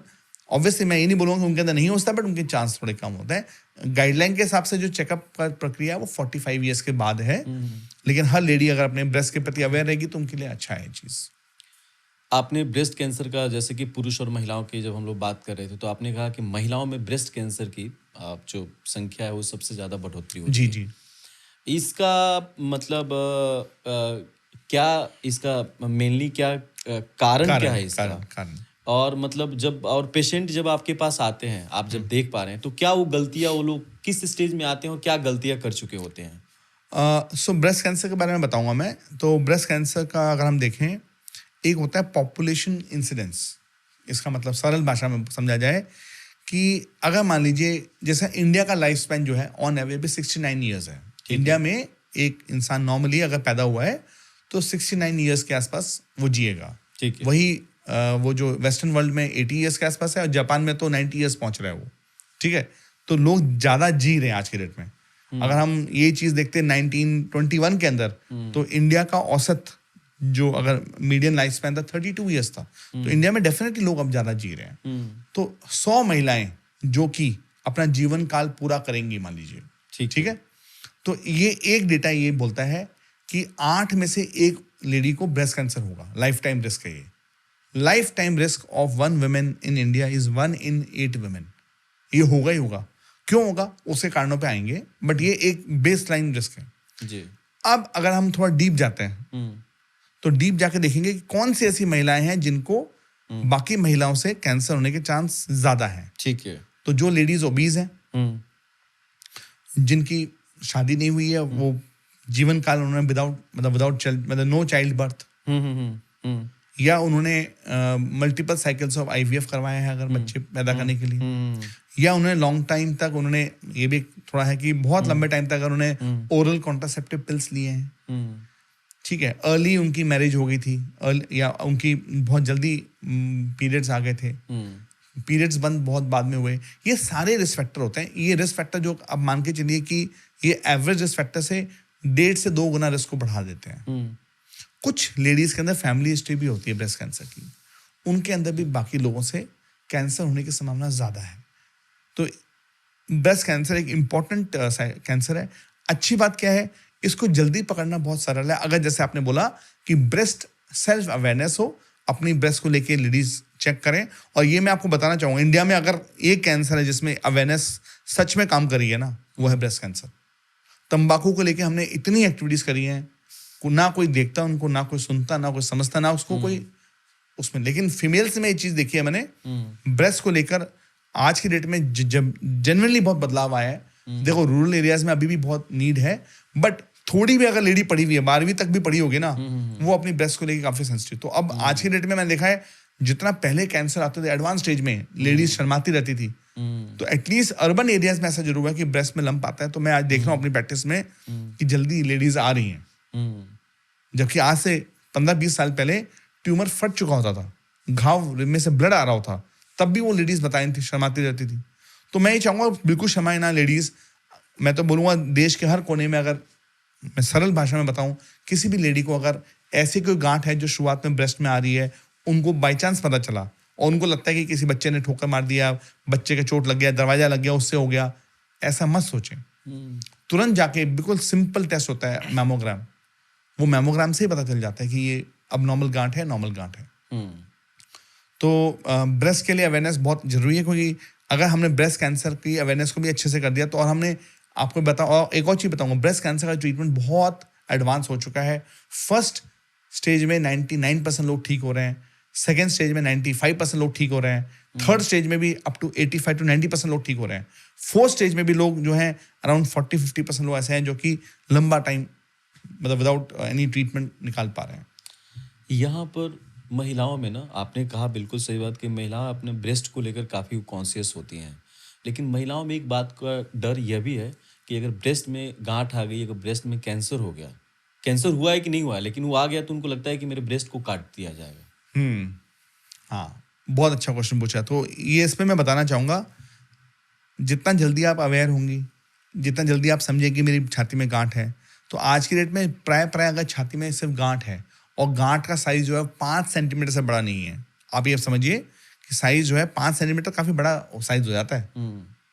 अगर वो 5 सेंटीमीटर से छोटा है, ठीक है, तो ज्यादातर लोगों में ब्रेस्ट को निकालने की जरूरत ही नहीं पड़ रही है। अगर जितना जल्दी आपने पकड़ लिया तो सिर्फ एक छोटा सा चीरा लगता है, और आज की डेट में हम चीरा भी ऐसा लगाते हैं, वो स्किन के नीचे तक टाँके लगा देते हैं, तो बाद में बहुत पतली लाइन या एकदम आजकल ऐसे भी सर्जरीज आ गई हैं, निप्पल के आसपास के एरिया से भी हम करके निकाल लेते हैं। तो बहुत हद तक, या जो ब्रेस्ट के नीचे वाला एरिया वहां से इंसिजन ले लेते हैं, तो गांठ निकालने के बाद पता भी नहीं चलेगा कि यहाँ गांठ थी। तो जितना जल्दी आएंगे उतना छोटा ऑपरेशन होगा, उसको बोलते हैं ब्रेस्ट कंजर्वेशन सर्जरी। और ऑपरेशन होने के 4-5-6 महीने बाद आप उसको भूल जाओगे कि आपके कभी ऑपरेशन भी हुआ है। तो इतना सरल हो गया ब्रेस्ट कैंसर का ट्रीटमेंट, जिसके अंदर कि हम लोग छोटे से छोटे टेक्नोलॉजी, मतलब उसको ऐसा करके बिल्कुल मिनिमम सर्जरी के द्वारा उसको क्योर कर पा रहे हैं। और हो सकता है आने वाले 5 सालों के अंदर हम और अच्छी इफेक्टिव दवाइयां कर दें। कभी कभी वो ऑपरेशन में वो गांठ को इतना छोटा कर देते हैं कि वो घुल जाती है पूरा। तो हो सकता है आने वाले टाइम में बिना ऑपरेशन के भी इलाज पॉसिबल हो पाए। ऐसी स्टडी चल रही है अभी कि ब्रेस्ट कैंसर के लिए कुछ महिलाओं के अंदर सर्जरी ना भी करना पड़े। अरे वाह। हाँ सर, क्या ये बात सच है क्या कि जो महिलाएं अगर बहुत अर्ली एज में, कम उम्र में सेक्सुअल एक्टिविटीज या कई मल्टीपल वो सेक्स पार्टनर को वो करती हैं, अपनी सेक्सुअल एक्टिविटीज परफॉर्म करती हैं, तो उनमें भी कैंसर की संभावना है? हाँ, तो ये बहुत इंपॉर्टेंट क्वेश्चन है और इंडिया के लिए काफ़ी इंपॉर्टेंट है। क्यों? क्योंकि देखिए इंडिया में नंबर 2 कैंसर जो मैंने बताया वो बताया सर्वाइकल कैंसर। Cervical cancer. अब आप सोचिए, सर्वाइकल कैंसर जो वायरस से होता है। सर्वाइकल कैंसर अगर एक वायरस ना रहे हमारी बॉडी में तो वो कैंसर ही नहीं होगा। अब आपको बात, जैसे हम सवाल जवाब लेंगे तो आप जैसे पूछेंगे क्या क्या कारण होते हैं, तो सर्वाइकल कैंसर का ऑलमोस्ट 100% कैंसर जो है वो एक वायरस कॉज कर रहा है। उस वायरस का नाम है ह्यूमन पैपिलोमा वायरस, HPV। आप सबने HIV सुना होगा, हाँ। HPV नहीं सुना। तो HPV वायरस जो होता है ये नॉर्मली ज्यादातर, इनमें से जो सारे स्ट्रेन नहीं, ज्यादातर स्ट्रेन हमारी बॉडी में मस्से करते हैं। लोगों ने देखा मस्से हो गए, यहाँ पे मस्से हो जाते हैं लोगों के ना, गाँव में भी आपने देखा होगा, बार्बर वगैरह जाते हैं तो मस्से हो जाते हैं। इस तरह के मस्से लोगों के प्राइवेट पार्ट्स में भी हो जाते हैं। तो इनको बोलते हैं जेनेटल वॉट्स, या वही जैसे मैंने बोला पहला स्टेप होता है, उसमें दूसरा स्टेप नहीं होता। तो जब तक पहला स्टेप होगा वो क्या बनेगा, सिर्फ ट्यूमर बनेगा। तो ट्यूमर में मस्से बन जाते हैं वो, लेकिन वो कैंसर नहीं बनते। तो उनको काट देते हैं तो वो ठीक हो जाते हैं, या उनको जला देते हैं। तो ऐसे लोग जब डर्मेटोलॉजिस्ट के जाते हैं तो मस्से या तो काट देते हैं, वो लेजर से काट देते हैं, तो वो मस्से ठीक हो जाते हैं। ये भी वायरस से होते हैं। अगर ये वायरस का इन्फेक्शन बच्चेदानी के मुंह पे हो जाए तो वहां पे वो ग्रोथ लाता है। तो जब स्किन में होता है तो मस्से करता है, सर्विक्स पे जाता है तो वो वहां के सर्विक्स जो बच्चेदानी का मुंह है उस एरिया को सर्विक्स बोलते हैं। उस एरिया में अगर वो हो जाए तो 10 से 15 साल में ये कैंसर का रूप ले सकता है। अब सर्वाइकल कैंसर में 2 चीजें हुई हैं जी। पहला, 90% तक सर्वाइकल कैंसर पहले प्रिवेंट किया जा सकता है। तो ये एक पहला ऐसा कैंसर है जिसको ऑलमोस्ट सारे कैंसर को हम प्रिवेंट कर सकते हैं। क्यों? क्योंकि वैक्सीन अवेलेबल है। तो वेस्टर्न वर्ल्ड में, यूके में, यूएस में बच्चियां जो हैं 9 साल से लेकर 25 साल तक की उम्र में या सेक्स होने मतलब उनका सेक्सुअल एक्टिविटी होने से पहले या शादी होने से पहले उनको अगर वैक्सीनेशन कर दिया जाए इस वायरस के, जैसे कोरोना में वैक्सीनेशन है, ये भी प्रिवेंटिव वैक्सीन है। अगर ये वैक्सीन लगा देंगे तो अब ये ह्यूमन पैपिलोमा वायरस इन्फेक्शन होगा ही नहीं बॉडी में। जब नहीं होगा तो सर्वाइकल कैंसर नहीं होगा। और HPV जो आपने बताया, ये अपने भारत में अवेलेबल है, इंडिया में? हाँ, इंडिया में इजीली नाम अवेलेबल है। इशू है कॉस्ट का। जो अच्छे वाले वैक्सीन आ रहे हैं, नाम नहीं ले सकता क्योंकि पब्लिक मंच है, but 9 strains, most common 9 strains के अगेंस्ट वो वैक्सीन अवेलेबल है। करीबन खर्चा उसका लग जाता है एक वैक्सीन का करीबन 10,000 रुपए के आसपास। वही एक बैरियर है, वो धीरे धीरे कम हो जाएगा। जैसे जेनरिक वर्जन आ जाएंगे, आज से 4-5 साल बाद जेनरिक वर्जन आएंगे, तो पूरे इंडिया में हम ये वैक्सीनेशन करके ये सर्वाइकल कैंसर को तो ऑलमोस्ट खत्म कर सकते हैं, प्रिवेंट करके खत्म कर देंगे। ये तो हो गया प्रिवेंशन। अब हो गया हम बचाव कैसे करें। वैक्सीन भी नहीं लगा सकते मान लीजिए, तो जब भी गायनेकोलॉजिस्ट के पास जाती हैं महिलाएं तो टेस्ट होता है, उसको मतलब पैप स्मीयर। एक छोटा सा टेस्ट है, जब वो चेक करती है नीचे से, एक स्मीयर ले लें आपकी, उस स्मीयर की जांच जो है वो भेज दें। वो स्मीयर की जांच में पता चल जाएगा आपको ये अबनॉर्मलिटी है कि नहीं, और साथ में उसमें HPV का DNA भी चेक कर लेते हैं हम लोग। वो दोनों चीज, अगर दोनों ही चीज नेगेटिव आ रही है तो अगले 5 साल तक कैंसर होने की संभावना नहीं है आपको। इसका मतलब हर 5-5 साल में अगर ये जांच करें तो आप आराम से इससे बच के रह सकते हैं। दूसरा, अगर कोई सेक्स करते हैं तो वो अनप्रोटेक्टेड सेक्स ना करें। अगर वो बैरियर मेथड्स यूज करते हैं जैसे कॉन्डोम्स, तो भी इसके चांसेस बहुत कम हो जाते हैं।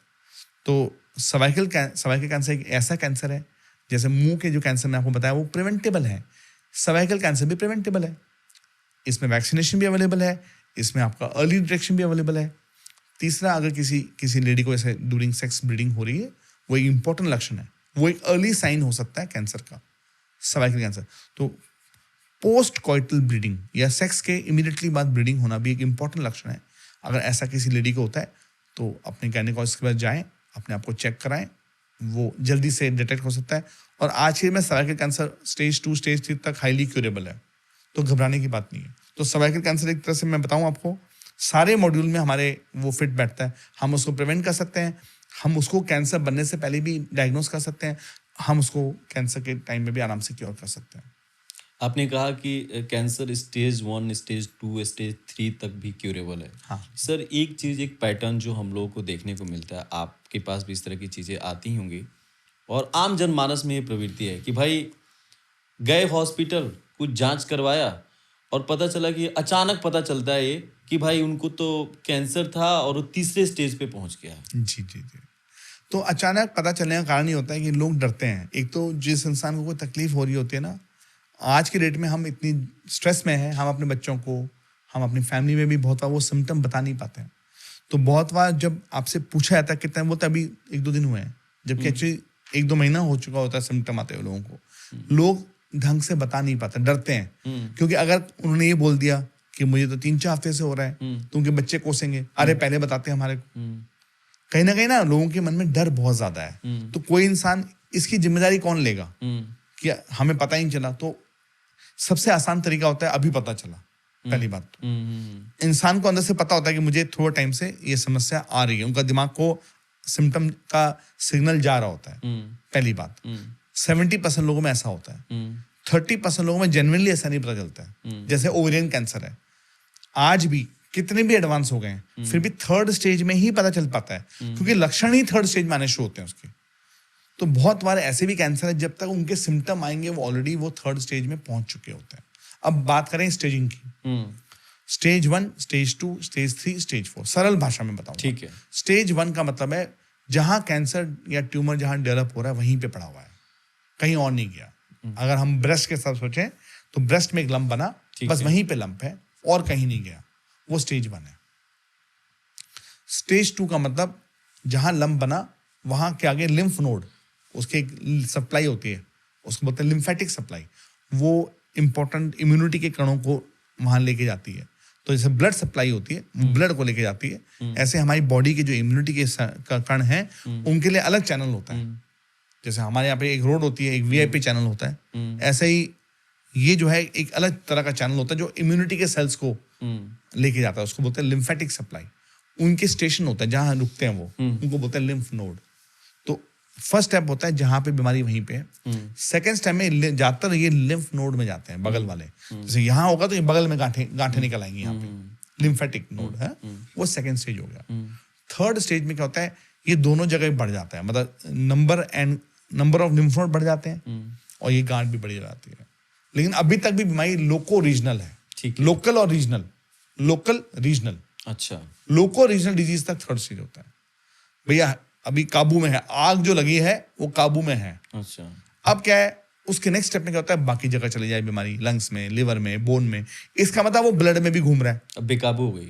बेकाबू तो अब नहीं होने दे रहे उसको लेकिन फिर भी मतलब हाँ, ये बात सही है कि अब जो है उसमें मेहनत हमें ज्यादा करनी पड़ेगी।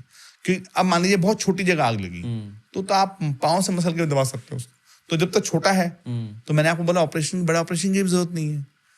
छोटा ऑपरेशन करके निकाल दिया, हो गया, ठीक हो गया। थोड़ा बड़ा होगा तो बड़ा ऑपरेशन करना पड़ेगा, छाती उसका पूरा भी निकालना पड़ेगा। उसके बाद तो यहाँ आग बुझाने से फायदा नहीं होगा, फिर वो पूरा बॉडी के अंदर से ब्लड के थ्रू दवाई देके उसको पहले ठीक करेंगे, फिर लोको रीजनल करेंगे, फिर जाके वो ठीक होगा। तो एक जो कहावत है, स्टिच इन टाइम सेव्स 9, कि एक टाँका शुरुआत में ले लो तो 9 टाँके बचा लेगा वो। तो कैंसर के लिए बहुत जरूरी है कि प्रिवेंशन जो है काफी इंपॉर्टेंट है और अर्ली डायग्नोसिस बहुत इंपॉर्टेंट है। जितना स्टेज ज्यादा होता है उसमें ज्यादा मेहनत लगती है उसको वापस ठीक करने में। लेकिन कभी कभी हमारी गलती नहीं होती है, सच में कुछ ऐसे कैंसर्स हैं जो कि थर्ड या फोर्थ स्टेज में ही पता चलता है। कौन से ऐसे कैंसर है? ओवेरियन कैंसर मैंने आपको बताया एक कैंसर है। ऐसे ब्लड कैंसर उनका कोई स्टेज नहीं होता है, वो प्रैक्टिकली उनको फोर्थ स्टेज मानते हैं। जब तक आदमी को पता चलेगा वो ब्लड के कैंसर ही है तो ब्लड में ही घूम रहे होते हैं। हाँ, ब्लड कैंसर बहुत कॉमनली आजकल सुनने को, तो ब्लड कैंसर। तो अगर मान लीजिए किसी को एक्यूट ल्यूकीमिया या एक्यूट ब्लड कैंसर हो गया, वो तो 15 दिन में ही स्टेज 4 हो जाता है। लेकिन उनमें भी क्रॉनिक कैंसर है, वो धीमी गति से वो हो स्टेज 4 है, लेकिन फिर वो ज्यादा सिम्टम नहीं करते हैं। तो मतलब ह्यूमन बॉडी इतनी कॉम्प्लेक्स है, जैसे मैंने बताया कि इसीलिए अलग अलग तरह के कैंसर हैं। जैसे मैं आपको बताऊं, कुछ ऐसे कैंसर हैं जो जीवन काल से भी लंबा टाइम लेंगे कैंसर का फैलने में। जैसे प्रोस्टेट में कुछ कैंसर होते हैं, प्रोस्टेट कैंसर, प्रोस्टेट में वो कैंसर बन चुके हैं, उनमें दोनों स्टेप एक्टिवेट हो चुके हैं, फिर भी वो इतने थके हुए कैंसर है कि वो बहुत टाइम लेंगे। वो 5 साल 10 साल भी ले सकते हैं। अगर वो किसी 75 साल के आदमी को हुए तो हो सकता है वो आदमी कुछ ना कराए तो भी वो अपना जीवन 85 साल भी जी जाए और वो कैंसर वहीं पड़ा रहे। ऐसे कुछ और कैंसर होते हैं, उनको बोलते हैं न्यूरोएंडोक्राइन ट्यूमर ग्रेड 1। तो ये ऐसे कैंसर है जो बहुत धीमी गति से बढ़ते हैं। कभी कभी इनमें हम वेट एंड वॉच भी करते हैं। कुछ और ब्लड कैंसर जैसे लिम्फोमास होते हैं, लो ग्रेड लिम्फोमास, उनको भी ऑब्जर्व कर सकते हैं। तो कुछ ऐसे भी कैंसर जो कि सालों साल तक डॉक्टर को पता है कैंसर है, फिर भी डॉक्टर इलाज नहीं कर रहा है और डॉक्टर से ऑब्जर्व कर रहा है कि अब इलाज करूंगा मैं। दूसरी तरफ ऐसे भी कैंसर है जो कि बहुत ही हाई ग्रेड है, जैसे कि कुछ ब्लड कैंसर, जैसे बर्किट लिम्फोमा, या सबसे ज्यादा तेज गति से बढ़ने वाला जो कैंसर उसको बोलते हैं एनाप्लास्टिक थायराइड कैंसर। वो इतने सीरियस हैं कि अगर उनका इलाज ना करें तो डेफिनेटली विद इन 3 मंथ्स वो डेडली हो जाते हैं। तो कैंसर के इतने सारे रेंज हैं, बिल्कुल लो ग्रेड जिनका इलाज ना करें वो जीवन काल से ज्यादा चलेंगे, और ऐसे भी कैंसर सब कुछ इलाज कर लीजिए फिर भी वो ठीक नहीं होंगे। तो ये एक मतलब विचित्र बात है कैंसर के बारे में कि बॉडी के अंदर इतने तरह के कैंसर हो सकते हैं, उनकी सबकी बायोलॉजी अलग है, उनका सबका इलाज अलग है। और जब हमारे पेशेंट्स ओपीडी में बैठते हैं एक दूसरे को पूछते रहते हैं तुम्हारा क्या चल रहा है, हमारा क्या चल रहा है, और वो एक दूसरे को जो बताते हैं वो एडवाइस दूसरे काम की नहीं होती है। तो हर इंसान का जो कैंसर अलग है, उसका इलाज अलग होता है। इसको बोलते हैं पर्सनलाइज्ड थेरेपी इन कैंसर। इसलिए आज की डेट में हम जो है हर इंसान को बोलते हैं कि दूसरे के अनुभव से मत जाइए, आपका कैंसर अलग है, उसका इलाज अलग तरह से होगा। हम लोगों ने तो बात कर लिया कि कैंसर है क्या, इसके कारणों पे भी हम लोगों ने बात कर ली। अब मुझे बताइए सर कि ऐसी क्या चीजें करे कि कैंसर हो ही ना, मतलब इसका सच में मतलब इस आए ही ना दूर दूर तक। अच्छा, तो देखो इसका सच्चा आंसर तो ये कि ऐसा ह्यूमनली पॉसिबल ना कि किसी ह्यूमन बॉडी को कैंसर ना हो। ममीज में भी कैंसर पाए गए हैं, तो पहली बात तो ये हमारे एक तरह से जीवन का हिस्सा, किसी ना किसी इंसान को कैंसर कभी ना कभी होगा। क्योंकि ये क्यों होगा? बाई चांस होगा। बाई चांस क्यों होगा? हमारी बॉडी सेल से बनी हुई है, किसी भी सेल में अबनॉर्मलिटी हुई और वो अनचेक्ड रह गई और वो दोनों स्टेप पार कर गई, तो वो कैंसर का रूप ले सकती है। मैं और थोड़ा समझाऊंगा, जैसे हम कहीं ट्रैवल कर रहे हैं, ठीक है। हम बहुत ही अच्छे ड्राइवर हैं, हमारी गाड़ी भी बहुत मजबूत है, हम बहुत सारे नियमों का पालन करते हैं, फिर भी हमारा चांस है कि हमारा एक्सीडेंट हो सकता है। आपकी गलती नहीं है, फिर भी आपका एक्सीडेंट हो सकता है। तो हमें मान के चलना पड़ेगा कुछ तो रिस्क है, 0.1 रिस्क है, 0.0%, लेकिन ऐसी एक बेस लाइन रिस्क हम हर ह्यूमन बीइंग की है। और ये देखा गया कैंसर जैसे जैसे एज बढ़ती है वैसे वैसे किसी इंसान के कैंसर होने के चांस ज्यादा होते हैं। 60% जो कैंसर 60 ईयर्स की एज के ऊपर होते हैं। तो डेफिनेटली पहला एक रिस्क फैक्टर है एजिंग। जैसे हमारी बॉडी एज करेगी, हमारी बॉडी की इम्यूनिटी कम होगी, हमारी सेल्स का कंट्रोल कम होगा, और उसी दौरान ऐसा पॉसिबल है कि वो जो अनकंट्रोल्ड ग्रोथ है वो हो जाए। तो इसको आप और हम बदल नहीं सकते। तो ये हो गया बेस लाइन, ठीक है। अब हम क्या कर सकते हैं? अब कोई इंसान अगर गाड़ी चलाता है और वो साथ में फोन पे भी बात कर रहा है, वो ड्रंक ड्राइविंग भी कर रहा है, वो साथ में स्मोक भी कर रहा है, और वो इधर उधर बिल बोर्ड भी देख रहा है, ध्यान नहीं रख रहा है, तो उसके chance compare to a very safe driver ज्यादा होंगे कि कम होंगे? डेफिनेटली 5 गुना 10 गुना। मैंने देखा कुछ लोग जब ड्रिंक कर लेते हैं उनका कॉन्फिडेंस बहुत हाई हो जाता है कि हम चला लेंगे। अरे छोड़ो भाई, तेरा भाई गाड़ी चलाएगा। वो भाई जब गाड़ी चलाने बैठता है तो वो अपनी जान को खतरा करता है, बाकी लोगों को भी खतरा कर देता है। तो कहीं ना कहीं यही रिस्क फैक्टर है। ये कौन से रिस्क फैक्टर है? अब इसमें रिस्क फैक्टर पे आते हैं। तो कैंसर के 3 मुख्य रिस्क फैक्टर है। पहला रिस्क फैक्टर है इन्वायरमेंटल फैक्टर्स। जैसे आपने सुना कि आज हम चर्चा कर रहे हैं, आज से 50 साल पहले तो चर्चा नहीं होती थी कैंसर पे। क्यों नहीं होती थी? क्योंकि उस समय एक तो सब ज्यादा लोग जी नहीं पाते थे, लाइफ स्पैन कम था। दूसरा, बाकी गंभीर बीमारियां जो थी वो ज्यादा हावी थी बॉडी के ऊपर, जैसे टीबी हो गया, मलेरिया हो गया, हैजा हो गया, कॉलेरा, हजारों तरह की बीमारियां और ज्यादा इंपॉर्टेंट थी उस समय। तो वही इतना डेडली होती थी कि जो आदमी उनसे जूझ के निकलता था उसकी बॉडी का स्ट्रक्चर बहुत स्ट्रांग होता था। जो इंसान तभी आप देखोगे कि दादा परदादा बोलते 90 साल तो जीते थे, लेकिन आप आधा सत्य जानते हैं। जो 90 साल जीते थे ना, उनसे पूछो कितने भाई बहन थे, वो बोलेंगे हमारे तो 8-9 भाई बहन थे, 4-5 भाई बहन तो 20-22 साल भी नहीं हुए, हाँ बाकी भाई बहन बड़े हुए। लेकिन जो बचते थे बिल्कुल स्ट्रांग, उनका इम्यून सिस्टम, उनका सारा फिटनेस, क्योंकि उनका जेनेटिक जो बिल्डअप था, जो बचता था वो स्ट्रांग होता था, इसलिए उनमें कैंसर होने के चांस भी कम थे। अब आजकल बाकी बीमारियां कंट्रोल में आ गई है। आज आप कहाँ सुनते हो कितने लोगों को लेप्रेसी हो रहा है, कितने लोगों को पोलियो हो रहा है, नहीं हो रहा है। तो हम सभी लोग जी पा रहे हैं लाइफ स्पैन। तो अब जो इंसान नॉर्मल जिएगा तो उसमें चांसेस होता है कैंसर होने का, ठीक है। इन्वायरमेंटल फैक्टर कहाँ रोल आता है? हम सब लोग आर्टिफिशियल इन्वायरमेंट में रह रहे हैं।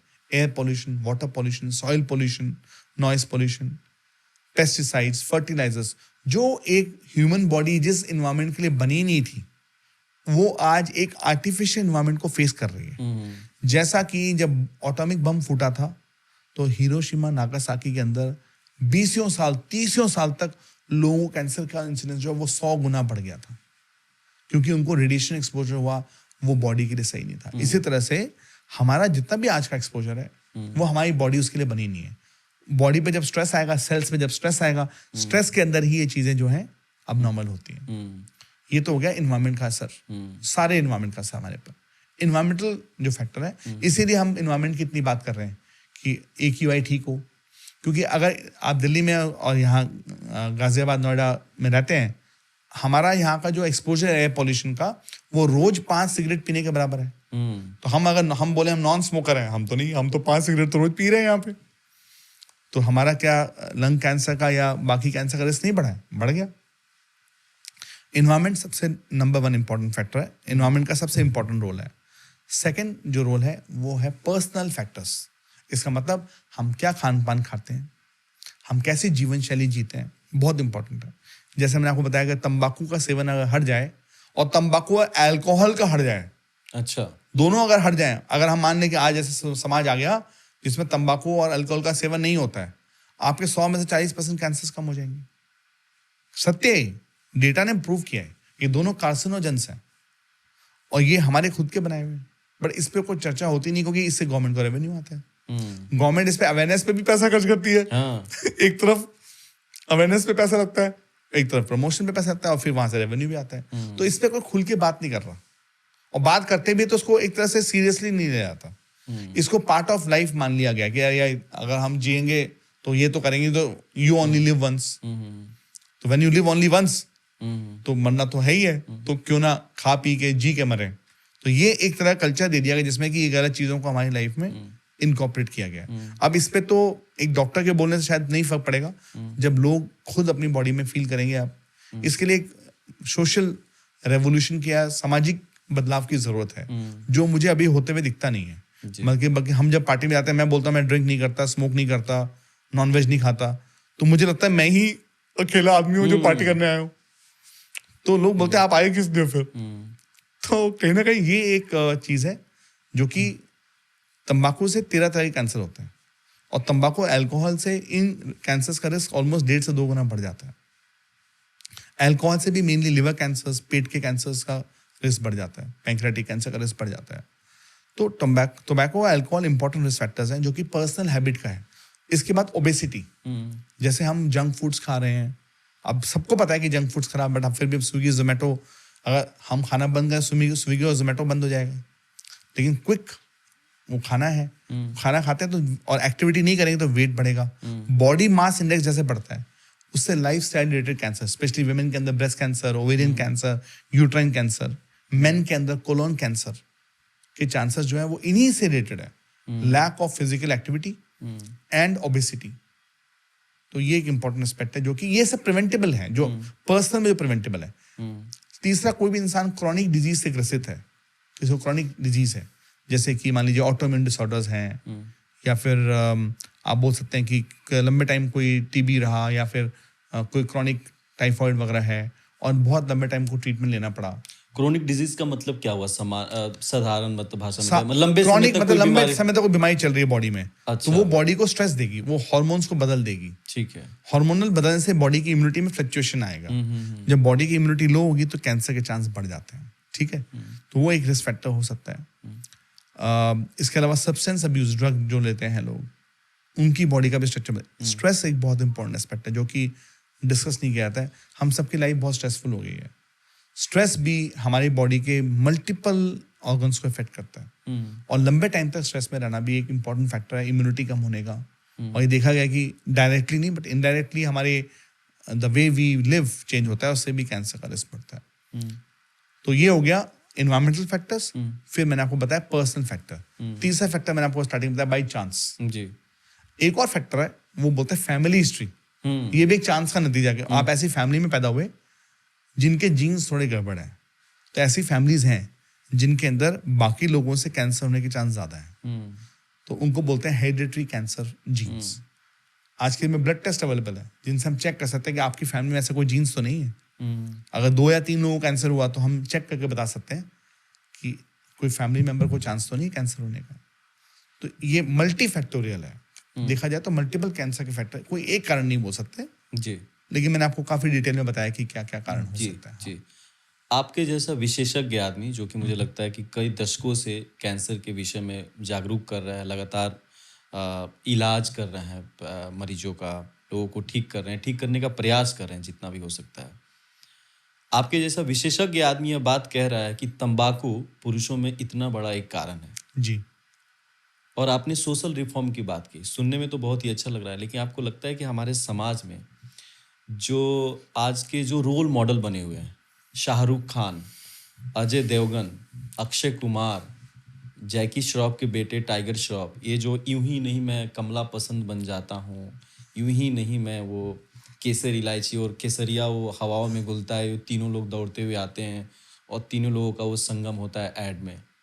कैसे ये बात जो सोशल रिफॉर्म की बात की, सामाजिक सुधार की बात की, बहुत जरूरी बात कह रहे हैं, लेकिन आपके जैसे विशेषज्ञ की और जो मैं पूछ रहा हूँ, हम दोनों को तो मूर्ख बना दिया जाएगा। हम लोग तो मूर्ख हैं ना।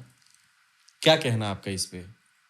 दुख की बात है, मैं तो इतना ही बोल सकता हूँ। मतलब अगर कोई इंसान अंदर से सोचेगा, एक्चुअली क्या होता है जब डॉक्टर्स बोलते हैं कि तंबाकू छोड़ दीजिए, तो मतलब ऐसा लगता है कान पे जूं तक नहीं रेंगती होगी, मुझे बिल्कुल तो ऐसी नहीं, फीलिंग बिल्कुल आती है। बिल्कुल नहीं रेंगती। बट कोशिश कर सकते हैं हम लोग, कोशिश करने से जेन्युइनली बाय हार्ट कोशिश करते हैं तो कहीं ना कहीं कुछ लोगों के जीवन में परिवर्तन लेके आ पाएंगे, या कुछ लोगों ने अपनी फैमिली के अंदर। नहीं सर, जीवन में परिवर्तन कैसे आ पाएगा जब ये जो सबसे जो समाज में जो इतने बड़े रोल प्ले करते हैं, उनके एक हेयर स्टाइल को कॉपी करता है समाज, उनके एक डायलॉग को लंबे समय तक वो ट्रेंड में ला जाता है, हाँ। उसके जीवन शैली को अपनाता है युवा, और आप एक्चुअली कैसे कह रहे हैं इस चीज को? ये दुर्भाग्य है, मैं पहले मैं बताऊं क्यों, क्योंकि जो रियल हीरोज हैं वो कभी वर्शिप ही नहीं होते, और जो वर्शिप होते हैं वो रियल हीरोज नहीं होते हैं।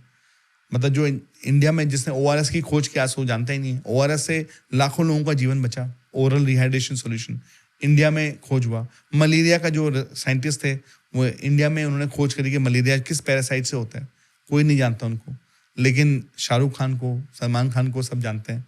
अब इसका क्या हल है मुझे नहीं पता, मतलब मैं तो ये बोल सकता हूँ कि आपके माध्यम से पूरे ऑनेस्टी से मैं बोलना चाहूँगा कि बच्चों के अंदर ये हैबिट ना आए तो बहुत अच्छी बात है। और मुझे डोनाल्ड ट्रंप की बात अच्छी लगी, उन्होंने अपने बच्चों में स्ट्रिक्टली ये चीज़, यूएस का प्रेसिडेंट जरूर इसको इंडोर्स कर रहा है। देखिए अब इतना बड़ा आदमी, क्योंकि उसने अपने जीवन में देखा, उनका एक बड़ा भाई था जो कि अल्कोहल और टबैको की वजह से जीवन उसने खो दिया, और उसका उसके जीवन में इतना बड़ा प्रभाव पड़ा कि उसने बोला कि मैं अपने बच्चों में इस तरह की हैबिट नहीं आने दूंगा। तो जो पेरेंट्स हैं, अगर वो पहले अपने में बदलाव लाएं, क्योंकि जब पेरेंट्स ही अगर स्मोक और अल्कोहल लेंगे तो बच्चा किस तरह सोचेगा गलत है, बच्चा वही कॉपी करता है जो पेरेंट्स कर रहे होते हैं। तो पहला तो उन लोगों को जानना जरूरी है कि वो अपनी हैबिट को छोड़ें। इस पर भी एक कभी पॉडकास्ट करेंगे प्रॉपर की टोबैको और अल्कोहल से कैसे निजात पाएं, वो अपने आप में बड़ा टॉपिक है, कभी हम डिस्कशन करेंगे। बट जो इस लत में है उससे पहले बाहर कैसे निकले, नंबर 1। नंबर 2, अगर वो नहीं भी निकल पा रहे हैं तो अपने बच्चों को बताएं कि बेटा हमसे ये गलती हुआ है, आप मत करिए, पहले एक्सेप्ट करें कि गलती है। और बच्चों में मैंने देखा है कि सबसे इम्पोर्टेंट है ये जो एज ग्रुप है ना, 10वीं क्लास से लेके कॉलेज का जो एज ग्रुप है, यहाँ पर बहुत एफर्ट की जरूरत है कि वो जो हीरोज को हीरो मान रहे हैं उनको हीरो ना माने, और इस चीज को अपनी लाइफ में मत आने दें। मतलब इस चीज के लिए उनके अंदर नॉलेज और विजडम दोनों होना जरूरी है। विजडम एज के साथ आती है, लेकिन जब तक विजडम आती है तब तक नॉलेज काम का नहीं रहता है। तो कहीं ना कहीं ये बहुत, अब इसके लिए आई थिंक और क्या करते हैं, बाकी फिल्म वगैरह बनती हैं, हर एड आप देखोगे, आप तो बल्कि ये बताओ, गवर्नमेंट ने तो ये भी कर दिया कि टोबैको के जो प्रोडक्ट्स हैं उनके ऊपर 85% एरिया पे उन्होंने कैंसर का वो ट्यूमर वाला छाप दिया है। क्या सच में उससे कुछ फर्क पड़ रहा है? नहीं फर्क पड़ रहा, क्योंकि लोगों को वो रोज दिख रहा है। लेकिन जैसे हमारे कोविड के टाइम में वो मैसेज नहीं आता था जब हम फोन करते थे ऐसे करें वो करें, तो उसमें क्या ना, वो आदमी को जब एक ही चीज को 1000 बार दिखाया जाता है ना, तो कभी कभी उसका दिमाग उसको कैंसिल कर देता है। तो इस तरह के मैसेजेस भी लोगों के दिमाग में जा नहीं रहे हैं। तो निरंतर प्रयास करना चाहिए, अलग अलग तरीके से करना चाहिए, और लोगों के मन में ये सोचना चाहिए कि वो अपने जो एक्टर्स हैं उनको रियल लाइफ हीरोज ना माने और अच्छी लाइफस्टाइल अपनाएं। आई थिंक ये अगर आपके दिमाग में कोई और बेटर आइडिया तो आप बता, क्योंकि आप भी आप इतने सारे लोगों से, विभिन्न तरह के लोगों से आप मिलते हैं, क्योंकि हम लोगों का मिलना एक अलग तरह से एज ए स्पेशलिस्ट होता है, बट आप इतने वैरायटी ऑफ लोगों से मिलते हैं, तो आप शायद ज्यादा अच्छा इस पे बता पाएंगे क्या तरीका होता है जिससे कि ये चेंज लाया जा सके। नहीं सर, मैं तो आपकी बातों को सुनकर ही, और मैं उसका एक दूसरा सारांश, एक हल की तरफ मैं पहुंच रहा हूँ। जैसे कि आपने कॉलेज के बच्चों का जिक्र किया, तो कॉलेज में अब मान लीजिए कि ये जो हीरोज हैं, अगर इस तरह की बैड हैबिट्स का ये प्रचार प्रसार कर रहे हैं, उसको बढ़ावा दे रहे हैं, और इनको कॉलेजेस में, इनको हमारे जो नीति निर्माता है वो अपने बड़े बड़े एड्स में शामिल कर रहे हैं, इनको खुद अपने आवास में बुलाया जा रहा है, इनके साथ स्वागत, इन सब चीज़ों को अवॉइड कर दें। इनका जब हीरोइज्म इनका बनाना कम हो जाएगा, तो ये अपने आप, मुझे लगता है कि बहुत हद तक बच्चों को में प्रभाव पड़ेगा इस चीज़ का। बिल्कुल बिल्कुल, आई एग्री विद यू।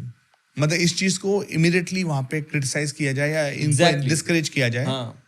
तो अब आप सोचिए कि नोएडा में देश के बड़े बड़े ड्यू के बड़े बड़े कॉलेजेस हैं, जहाँ पे मतलब 80-85 कॉलेज हैं, बड़े बड़े, जो सबसे ज़्यादा जहाँ से बच्चे निकलते हैं और वहीं से सारी चीज़ें डेवलप होती हैं कि उनको दिशा क्या तय करनी है। और वहाँ पर ये लोग जाकर इनको कॉलेज के फेस्ट में बुलाया जा रहा है, वही चीज़ जो ये लोग मतलब एक तरफ जाके गलत चीज़ों का प्रचार करें, तो उनको रोका जाए। मुझे तो ये लगता है, आपकी बातों को सुनते हुए मुझे हल पहुँचा। क्योंकि देखो पता है प्रॉब्लम क्या आती है, जब यंग होते हैं ना तब ये हैबिट आती है, लेकिन इसके इफेक्ट नहीं आते, इफेक्ट आते हैं 15 से 20 साल तक। तो यही एक वो है। दूसरा मैं आपको एक आंकड़ा बताऊंगा, होता क्या है कि एक नॉर्मल इंसान में मान लीजिए लंग कैंसर या मुंह के गले का कैंसर का रिस्क है 1 in 100, ठीक है। इन लोगों के अंदर वो रिस्क है 20 मतलब 20 गुना रिस्क बढ़ गया। लेकिन फिर भी क्या होता है, इनमें से 80 लोगों को कैंसर नहीं होता, तो वो क्या प्रोपेगेट करते हैं, झूठ बोल रहे हैं। मतलब 80 लोग बच गए, 20 लोग, लेकिन ये नहीं सोचते कि नहीं तो एक आदमी को होता, 20 लोगों को हुआ। तो कहीं ना कहीं पॉपुलेशन में ऐसे भी लोग, अरे हमने तो, हमारे माँ बाप तो करते हुए चले गए, तो कुछ भी नहीं रहा, उनको जीवन एकदम पूरा जिया। लेकिन ये नहीं देखते हैं कि तुम्हारी इसी इंडोर्समेंट की वजह से 20 फैमिलीज खराब हुई, वो 20 फैमिलीज खराब नहीं होती। तो ये कहीं ना कहीं मैसेज देना बहुत जरूरी है कि बहुत इंपॉर्टेंट रिस्क फैक्टर है।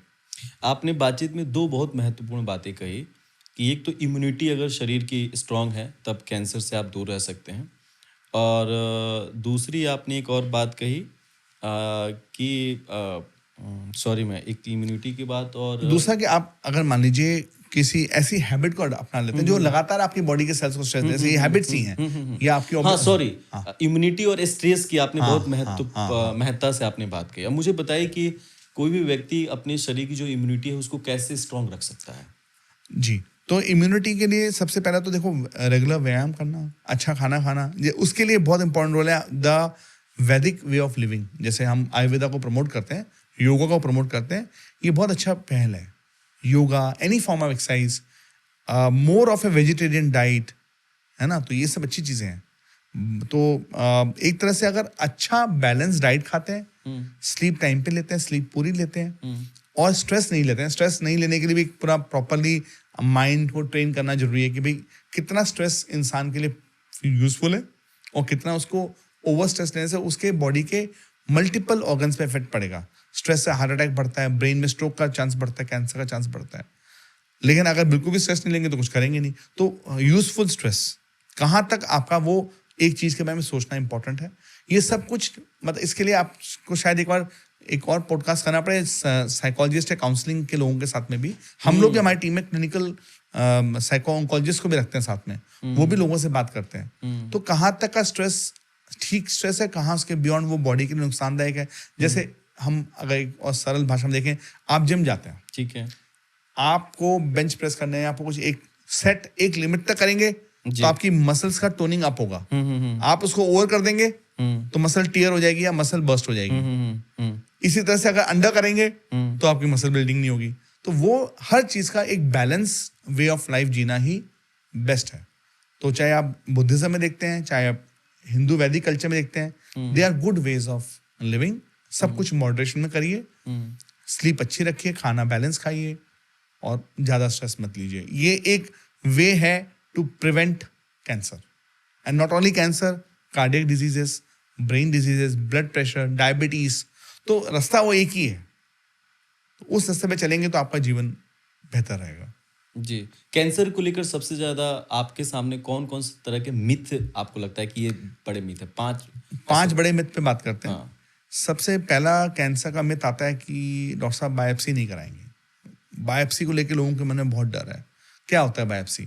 बायोप्सी का मतलब ये होता है कि कहीं मुझे ट्यूमर दिख रहा है तो मुझे जब तक मैं उसको अंदर से जांच नहीं करूँगा मुझे पता नहीं चलेगा वो कैंसर है कि नहीं, और कैंसर है तो किस टाइप का कैंसर। जैसे मैंने आपको बोला, कैंसर भी बहुत तरह के होते हैं, लंग में भी कम से कम 25 तरह के कैंसर हैं, ठीक है।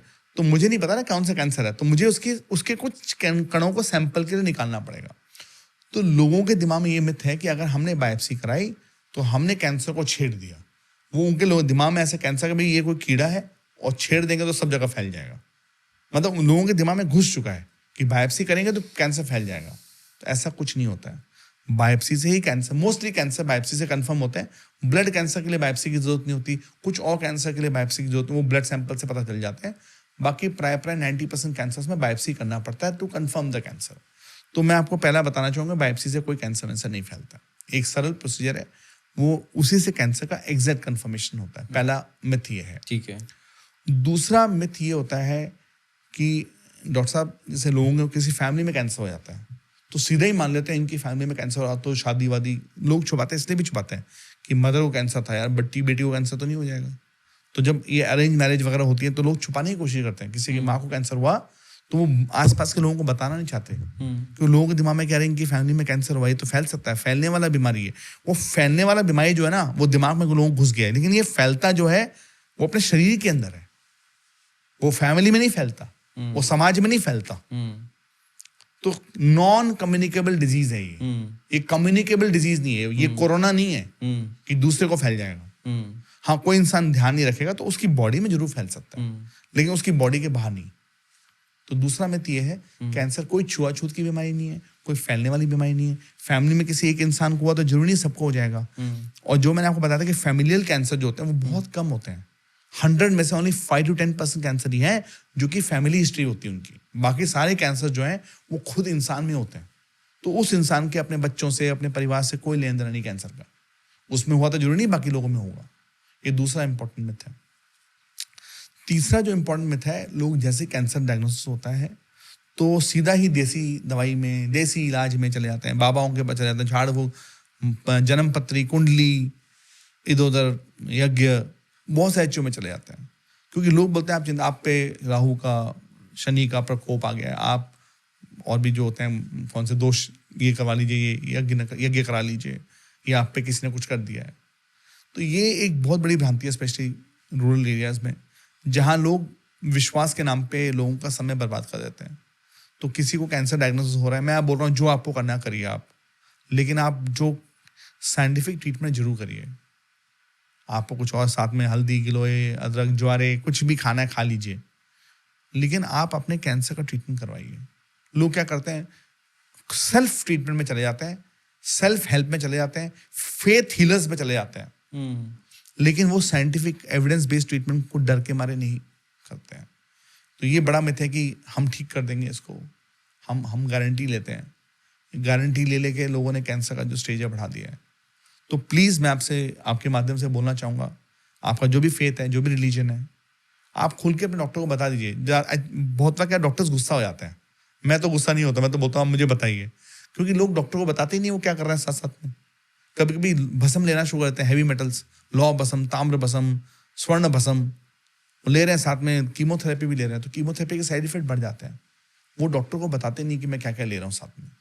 तो डॉक्टर को मित्र की तरह मानिए, उनको बताइए, उनको अपने फियर बताइए कि डॉक्टर साहब मुझे लोगों ने ऐसा बोला है, आप नहीं बोल रहे, आप मुझे गारंटी नहीं दे पा रहे हो, वो दूसरा आदमी मुझे गारंटी दे रहा है।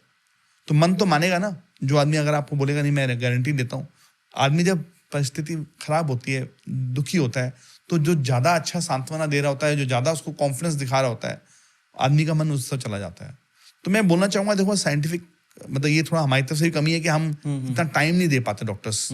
हम उनको नॉलेज और ट्रीटमेंट दे पाते हैं, हम उनको फ्रेंडली सपोर्ट और केयर नहीं दे पाते हैं। इसी वजह से जो आदमी उनको वो दे रहा होता है, उनका मन उधर जाता है।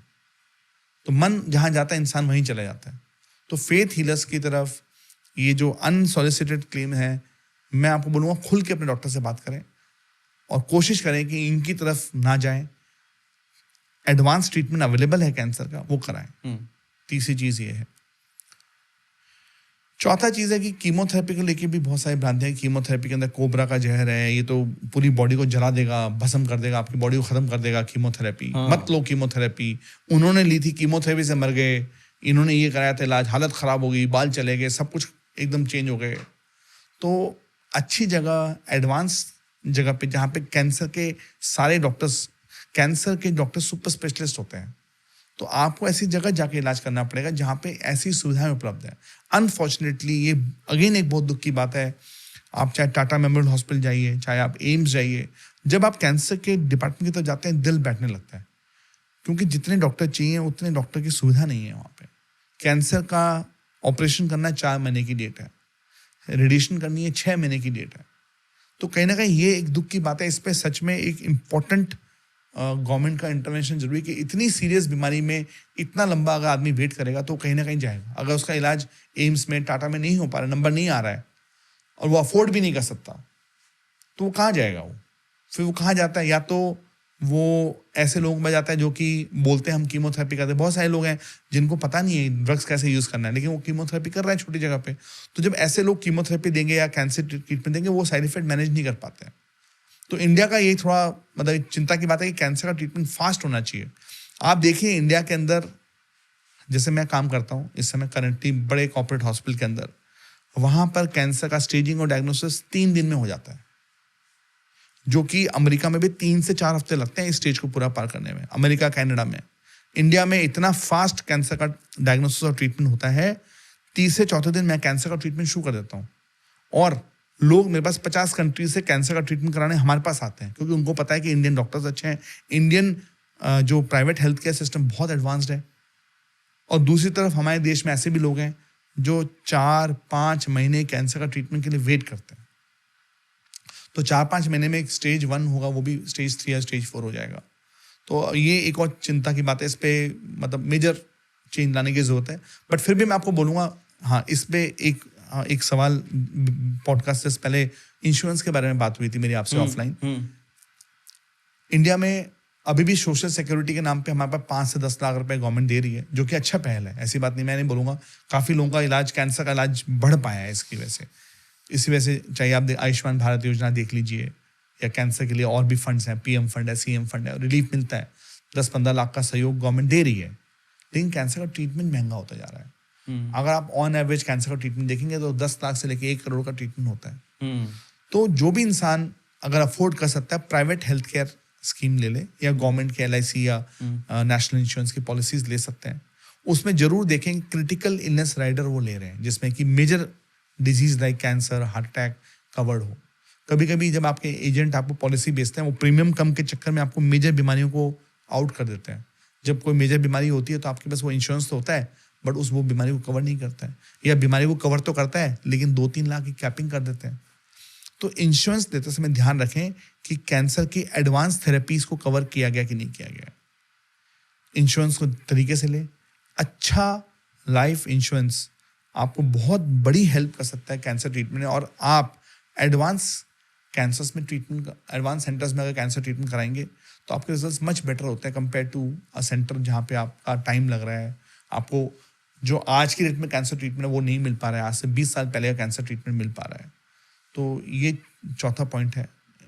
5वां जो भ्रांति है लोगों के मन में एक कैंसर को लेके कि ये पूर्व जन्म का पाप है, ये इसको तो होना ही था, ये तो कर्म ऐसे करें इसने, या जो भी, मतलब फलों से जोड़ देते हैं, कर्मा से जोड़ लेते हैं। कर्मा से नहीं जोड़ सकते। अच्छे इंसान, खराब इंसान, किसी भी इंसान को कैंसर हो सकता है।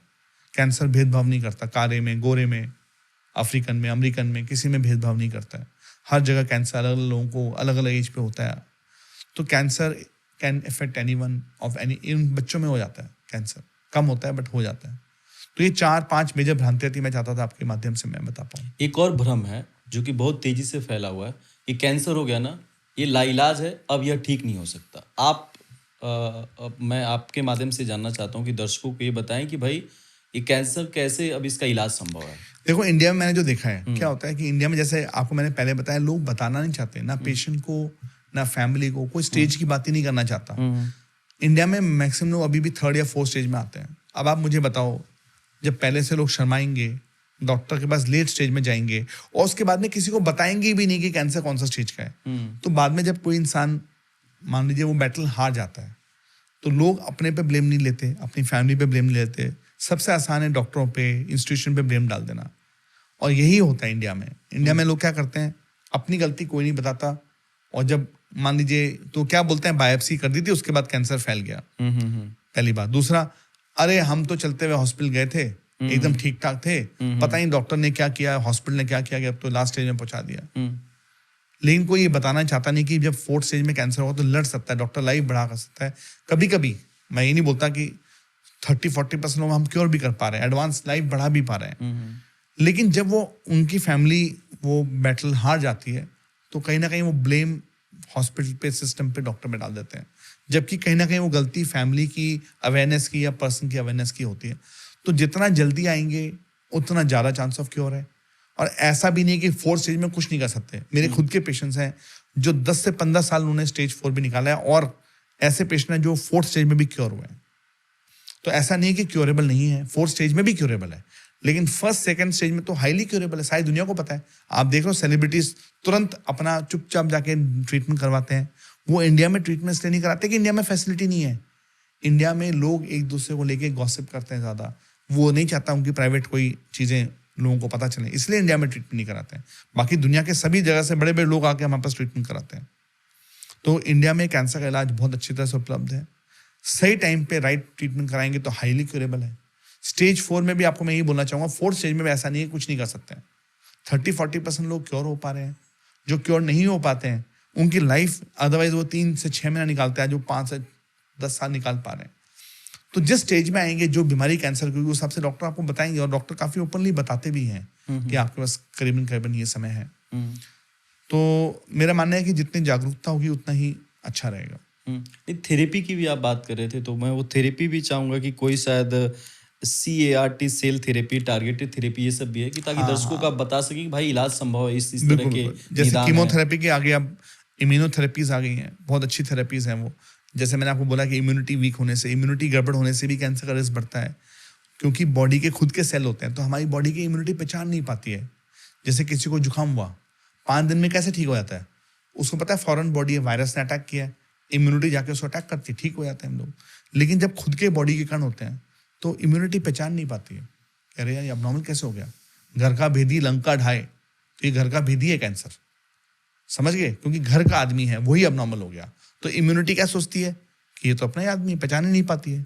तो अगर हम अपनी इम्यूनिटी को ट्रेन कर दें कि अबनॉर्मल सेल है, इस तरह का जो थेरेपीज है उनको बोलते हैं इम्यूनोथेरेपीज। तो इम्यूनोथेरेपी में हम एंटीबॉडी देते हैं जो कि बॉडी के सेल्स को ट्रेन करते हैं, ये अबनॉर्मल है, अबनॉर्मल सेल है, इसको नॉर्मल मत समझिए, ये दिखने में नॉर्मल लग रहा है बट अंदर से चेंज हो चुका है, बदल चुका है, ये टेररिस्ट बन चुका है। तो उस तरह से अगर इम्यूनिटी के द्वारा हम करें तो उसको इम्यूनोथेरेपी बोलते हैं। अगले 10 सालों में इम्यूनोथेरेपी बहुत ज़्यादा कैंसर्स में इंपॉर्टेंट रोल प्ले करेगी। आज की डेट में मेरी प्रैक्टिस में 30-40% कैंसर में मैं इम्यूनोथेरेपी दे पा रहा हूँ। मैंने करीबन 15,000 से 20,000 इम्यूनोथेरेपी साइकिल्स अब तक दे चुका हूँ मैं, और बहुत सारे लोगों को एडवांस कैंसर में बहुत फ़ायदा मिला है। अर्ली स्टेज में भी इम्यूनोथेरेपी इतना अच्छा असर कर रही है कि कैंसर बिल्कुल डिसअपेयर हो जाता है पेट स्कैन पे। तो कहीं ना कहीं इम्यूनोथेरेपी बहुत ही एडवांस थेरेपी जो कैंसर के लिए बहुत ही इंपॉर्टेंट एस्पेक्ट है। इसी इम्यूनोथेरेपी का एडवांस वर्जन है, उसको बोलते हैं CAR-T सेल थेरेपी, वो भी इंडिया में लॉन्च हो गई है। उसमें क्या होता है कि अब आप एंटीबॉडी नहीं भेज रहे, आप अपने सेल्स को, इम्यूनिटी के कणों को बाहर निकाल रहे हो, उनको पूरा मॉडिफाई कर रहे हो। जैसे आपने देखा जेनेटिकली मॉडिफाइड क्रॉप होती है तो फसल में कीड़ा नहीं लगता, पैदावार बढ़ जाती है। इसी तरह से हमारे बॉडी के इम्यूनिटी के सेल्स को बाहर निकाल के आर्टिफिशियली ट्रेन करके उनको मल्टीप्लाई करके वापस डाल रहे हैं। तो chimeric antigen receptor T cell, ये जो टी सेल होता है ये बॉडी का वो सेल है जो खुद जाके ट्यूमर को मारेगा। तो ऐसे सेल्स पे काम कर रहे हैं जो कि ब्लड कैंसर्स में, एडवांस कैंसर हो गया कोई इलाज काम नहीं कर रहा, उसमें भी 40-50% लोग क्योर कर पा रहे हैं। तो आने वाले टाइम में CAR-T सेल थेरेपी भी बहुत इंपॉर्टेंट होगा। इसके अलावा टारगेटेड थेरेपी सुना हमने। टारगेटेड थेरेपी ऐसे हैं जैसे कि जब से हमें ह्यूमन जीनोम के बारे में पता चला है, हमें पता है कौन सा जीन गड़बड़ हो रहा है, उन जीन के जो प्रोटीन बनते हैं उसके अगेंस्ट ये पिल्स होते हैं। तो अब ऐसे बहुत सारे कैंसर पेशेंट हैं जिनको टैबलेट लेनी पड़ती है, 1 या 2 गोली खाते हैं वो ठीक रहते हैं, मतलब कोई उनको देख के बता नहीं सकता उनको अभी कैंसर हुआ है। ऐसे मेरे बहुत सारे पेशेंट हैं जिनको सिर्फ पिल फॉर्म में ट्रीटमेंट देना पड़ता है, वो ठीक रहते हैं। उनकी बीमारी BP और शुगर की तरह हो गई है। तो बहुत एडवांसेस हुए हैं कैंसर थेरेपी के अंदर। जितने सारे कैंसर्स हैं उनके अंदर हर एक के अंदर अलग अलग इलाज है, बट अच्छे इलाज आ गए जिसकी वजह से आज हम इतनी बात कर पा रहे हैं। आज से अगर मैं 1990s में बात करता शायद मेरे पास 10 दवाइयाँ थी, आज हमारे पास कम से कम 500 दवाइयाँ हैं कैंसर के अगेंस्ट, अलग अलग तरह की। इस पॉडकास्ट का आखिरी प्रश्न मैं आपसे पूछ रहा हूँ।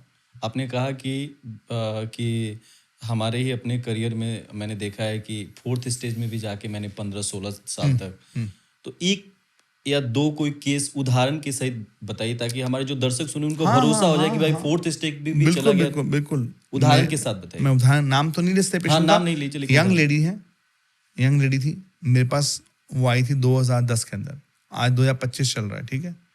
उनको उस समय जो कैंसर डायग्नोज हुआ, एक रेयर कैंसर है, उसको बोलते हैं small cell carcinoma of cervix. जब वो डायग्नोज होता है स्मॉल सेल कार्सिनोमा, उसमें नॉर्मली लाइफ स्पैन बहुत कम मानी जाती है, 1 ईयर 2 ईयर तक मैक्सिमम। हमने उनका ट्रीटमेंट शुरू किया, ठीक है, पहले कीमोथेरेपी रेडिएशन किया, थोड़ा टाइम ठीक रही, 4-5 साल निकाले उन्होंने, फिर उनके लंग के अंदर बीमारी आ गई 4-5 साल बाद में, स्टेज 4 हो गई वो। फिर हमने उनके वो लंग के मेटासिस को रिमूव किया, उनको रेडिएशन किया, फिर हमने उनको इम्यूनोथेरेपी दिया।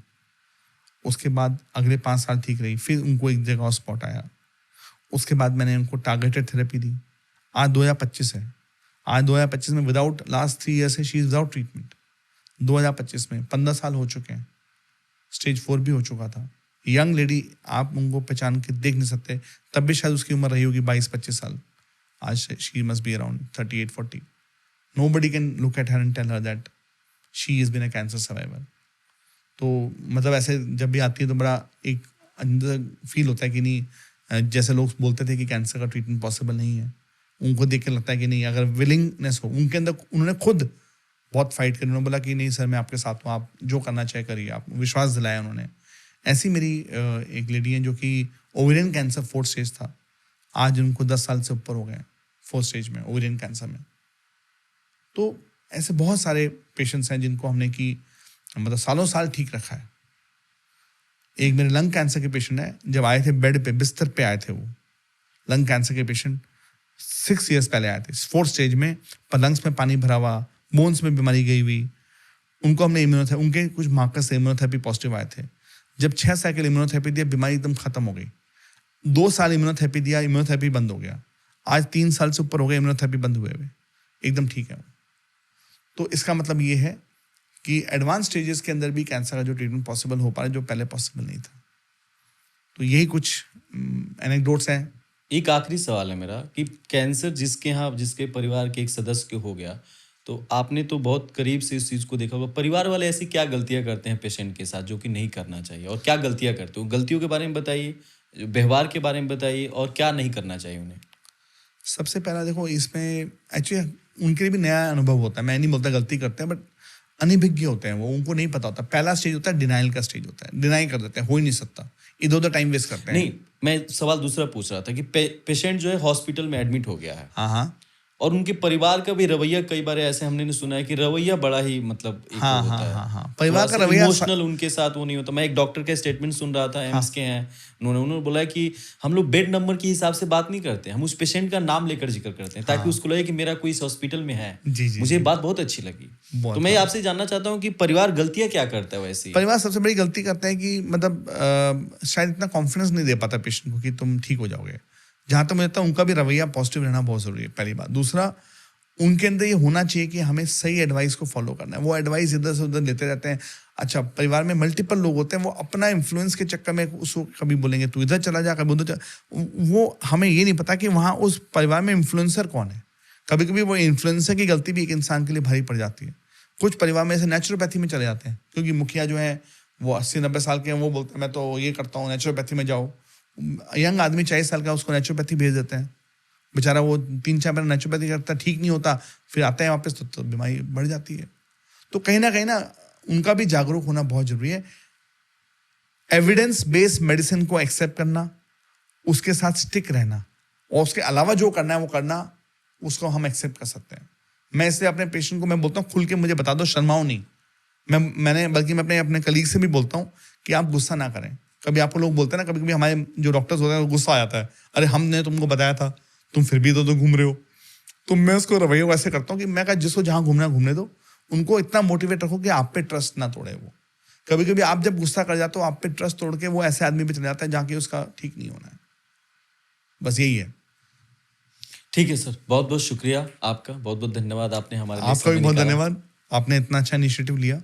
हाँ सर, बहुत बहुत शुक्रिया आपका कि आपने समय निकाला, और आप जो जागरूकता कार्यक्रम कर रहे हैं कैंसर को लेकर, लगातार कोशिश कर रहे हैं, ये कोशिश आपकी सफल हो और लोग जागरूक हो. मुझे तो बहुत ही अच्छा लगा कि आपने कहा कि महिलाएं बहुत ज़्यादा जागरूक हो रही हैं पुरुषों के मुकाबले. ये भी एक बहुत अच्छी बात है कि महिलाएं हमेशा समाज में बड़ा ही संवेदनशील रही हैं. बहुत इंपॉर्टेंट होता है आपकी मदर का, आपकी सिस्टर का, आपकी वाइफ का, बच्चों का, डॉटर्स का. Thank you sir.